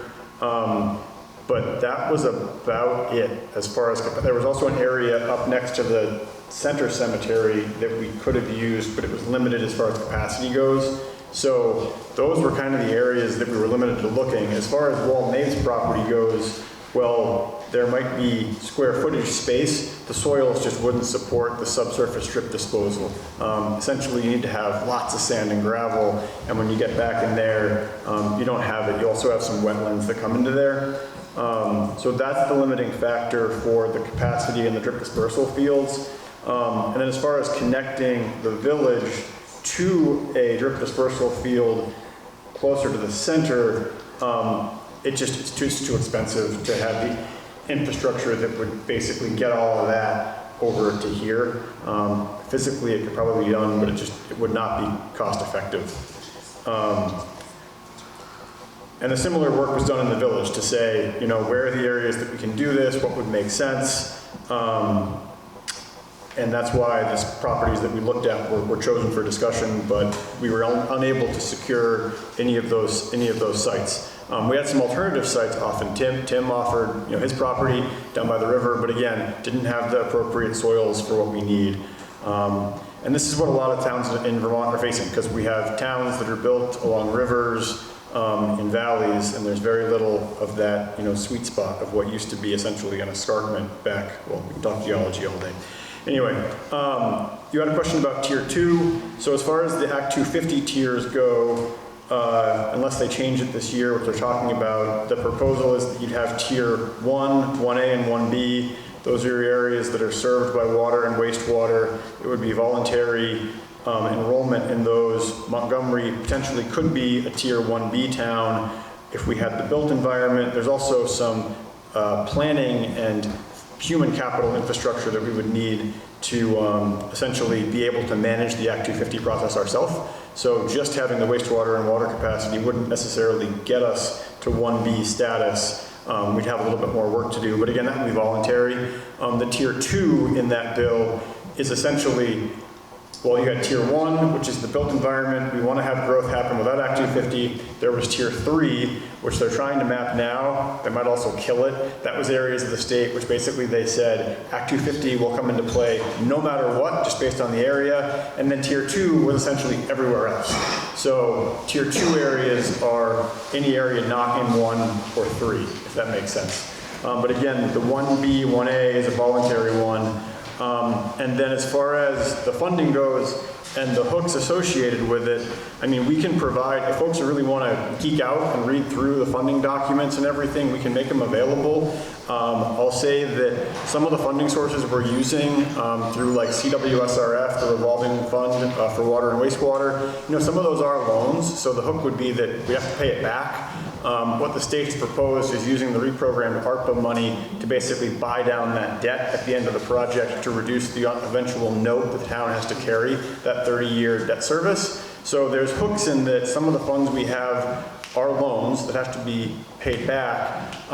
Beyond that, there's no, I guess I'd have to know more about like a hook or a concern somebody has before we can address it directly, but beyond that, what I'll say is I don't see any other hooks other than some of them are loans that have to get repaid, and we have a plan for how to do that to minimize our long-term debt. We still would walk away with a loan, a 30-year loan at a fixed interest rate that would be the town's obligation to repay.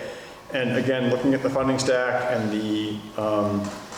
the eventual user fees, what we've kind of been working with is that like $1 million is the very tip top that we could see to keep the user fees affordable. Right now, it looks like we're coming in under that. But again, we aren't going to know the real numbers until the bids come back, and then we can reassess everything against the funding stack and say, is this viable? I hope that answered the questions. Yes. If you don't mind me allowing to address before you continue, is there any other questions for folks that have not yet spoken? Please. Yeah, if you want to speak first, and then you can continue any further questions. Thank you. Lynn Locker. Okay. What I'd like to say is I voted the first time for the wastewater system. I understand it was needed. I was here for the Montgomery Thrives. We were here putting all the dots on the wall, and we were all deciding cell phone service, wastewater, streetscapes.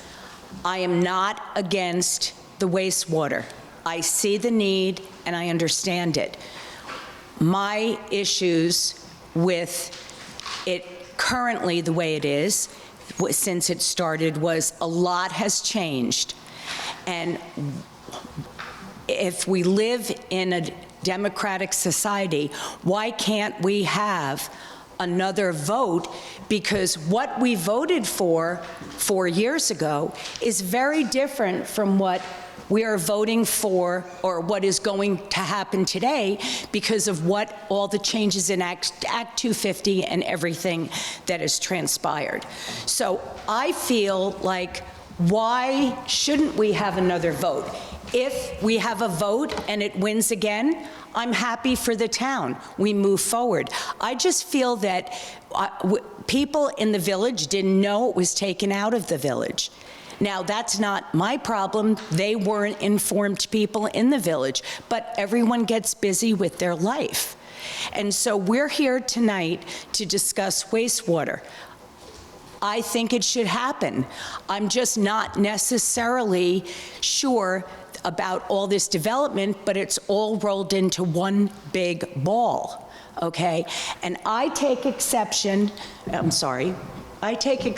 to Walter being here. We're here tonight to talk about and educate people on the wastewater. Why were we given this why were we given this? Where has Walter been? And Abe, why couldn't they have brought this forward before? It might have answered a lot of questions to a lot of people.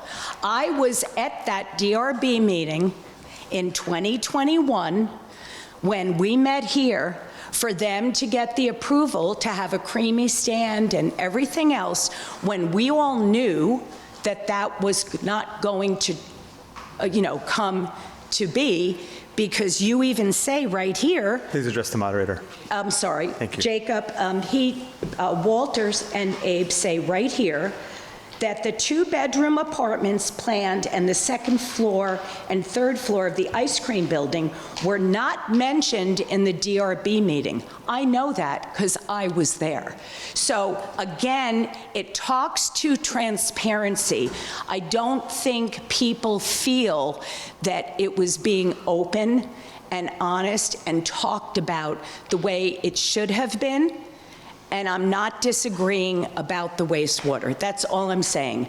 And as far as affordable housing and the things that are said on social media, I think is really, really poisonous and negative for our community, and it's not right.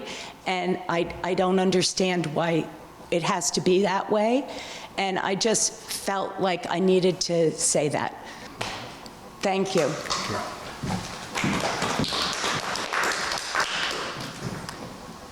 Anyone else that has not spoken yet?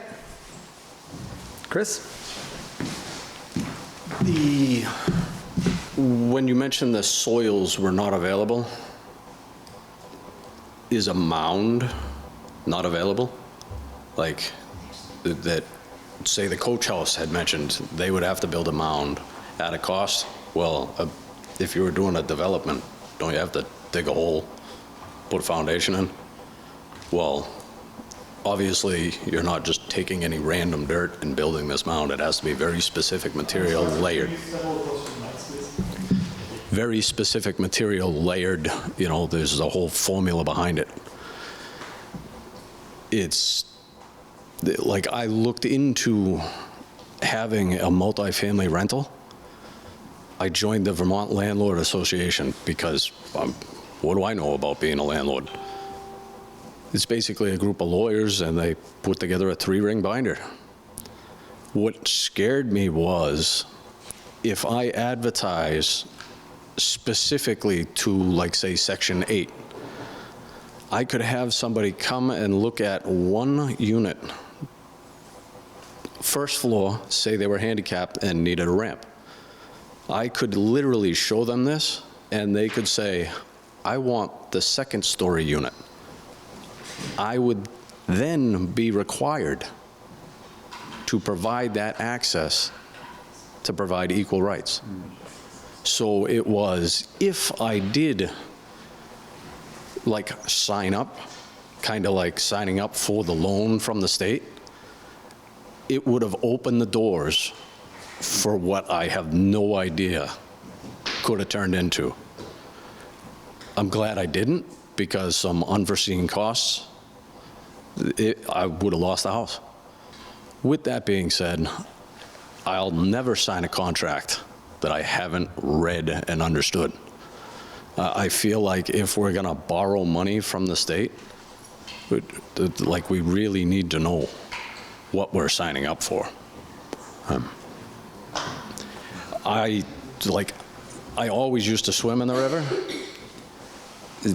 There's this white foam that just kind of builds in the corner. I feel like the water's not quite as clean as it used to be. Since I stopped swimming in the river, I don't get earaches anymore. I do feel we need a wastewater system. I feel like this particular system has changed and evolved and is being forced. It has to be right now, and it's like, I don't even see in this next vote the option to say no. It's, we'll take this part out of it, or we can vote for the whole thing. But like, I feel like there should be another option to say, no, doesn't fit what I feel is right.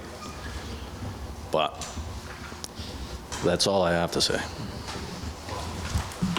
So I will clarify that the article that is under discussion right now is not whether or not to approve this wastewater system. What is being discussed right now is explicitly whether to rescind the local option tax and to allow individual property owners to opt out of the system if they have a compliant system. So just to be clear, since we've covered a lot of terrain, what this hearing is actually addressing. I'm going to defer to the select board to answer some of the direct questions that were just asked. So I think one of the things that was brought up was the ability to essentially construct a mound where the soils don't exist. And we've seen that happen on a number of properties. You've got Bernie's system. You can see what looks like a raised planter at the Jolly. That's their mound system. So it is feasible to construct a mound to act as the, essentially, to stand in place of the soils that you would need. I'm not an engineer, but theoretically, we could build a mound that would have the capacity that one of these properties would. It just wouldn't be financially viable. When you look at the size and volume of the disposal field that we're going to be operating in, to construct something like that, parallel to what we're looking at for like individual properties, just the size and scale of it, it wouldn't be financially viable. So I think physically you probably do it, but I don't think we could construct a drip dispersal mound system at the scale we need to meet the needs we need and have it be financially viable, if that makes sense.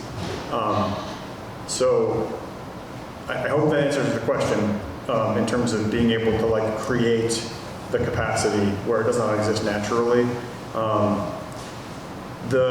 I mean, as far as development strings with housing goes, whether it's with Walt or with anybody else, I hope I'm okay speaking on behalf of the board. That's out of our hands. like I totally understand what the commenter said in terms of there's strings with different things, and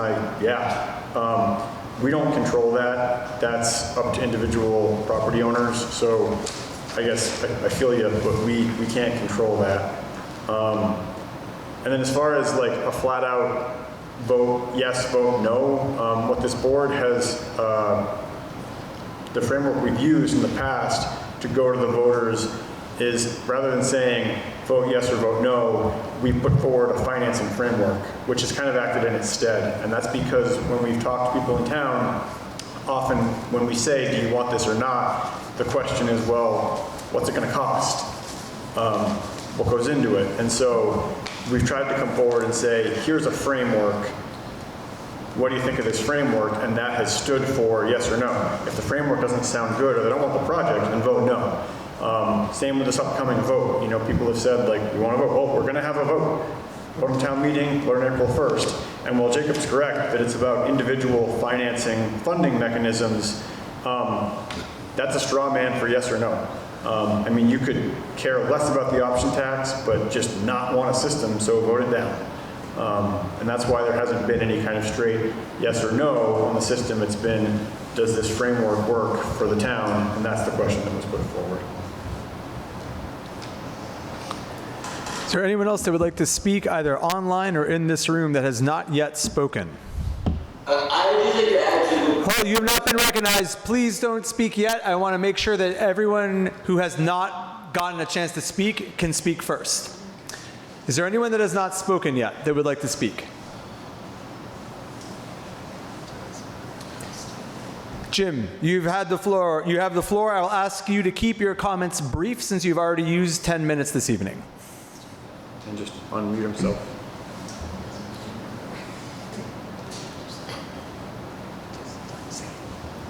Jimbo, unmute, buddy. If you unmute yourself and you're now recognized to speak, you can keep your comments brief. That if we try to isolate and say this is just about the funding part, I think Charlie did a really good job explaining that you can pick apart to tear apart the whole project, so it's very hard to say we're just looking at financing. Because someone could tear apart the financing and then tears apart the whole thing. That was it. Thank you. And I believe that, okay, I will not comment. Would anyone else like to speak this evening? Going once? Going twice? We're going to adjourn this hearing, and I look forward to seeing you all at town meeting on Tuesday morning at 9 a.m. Thank you for being here and participating in this process.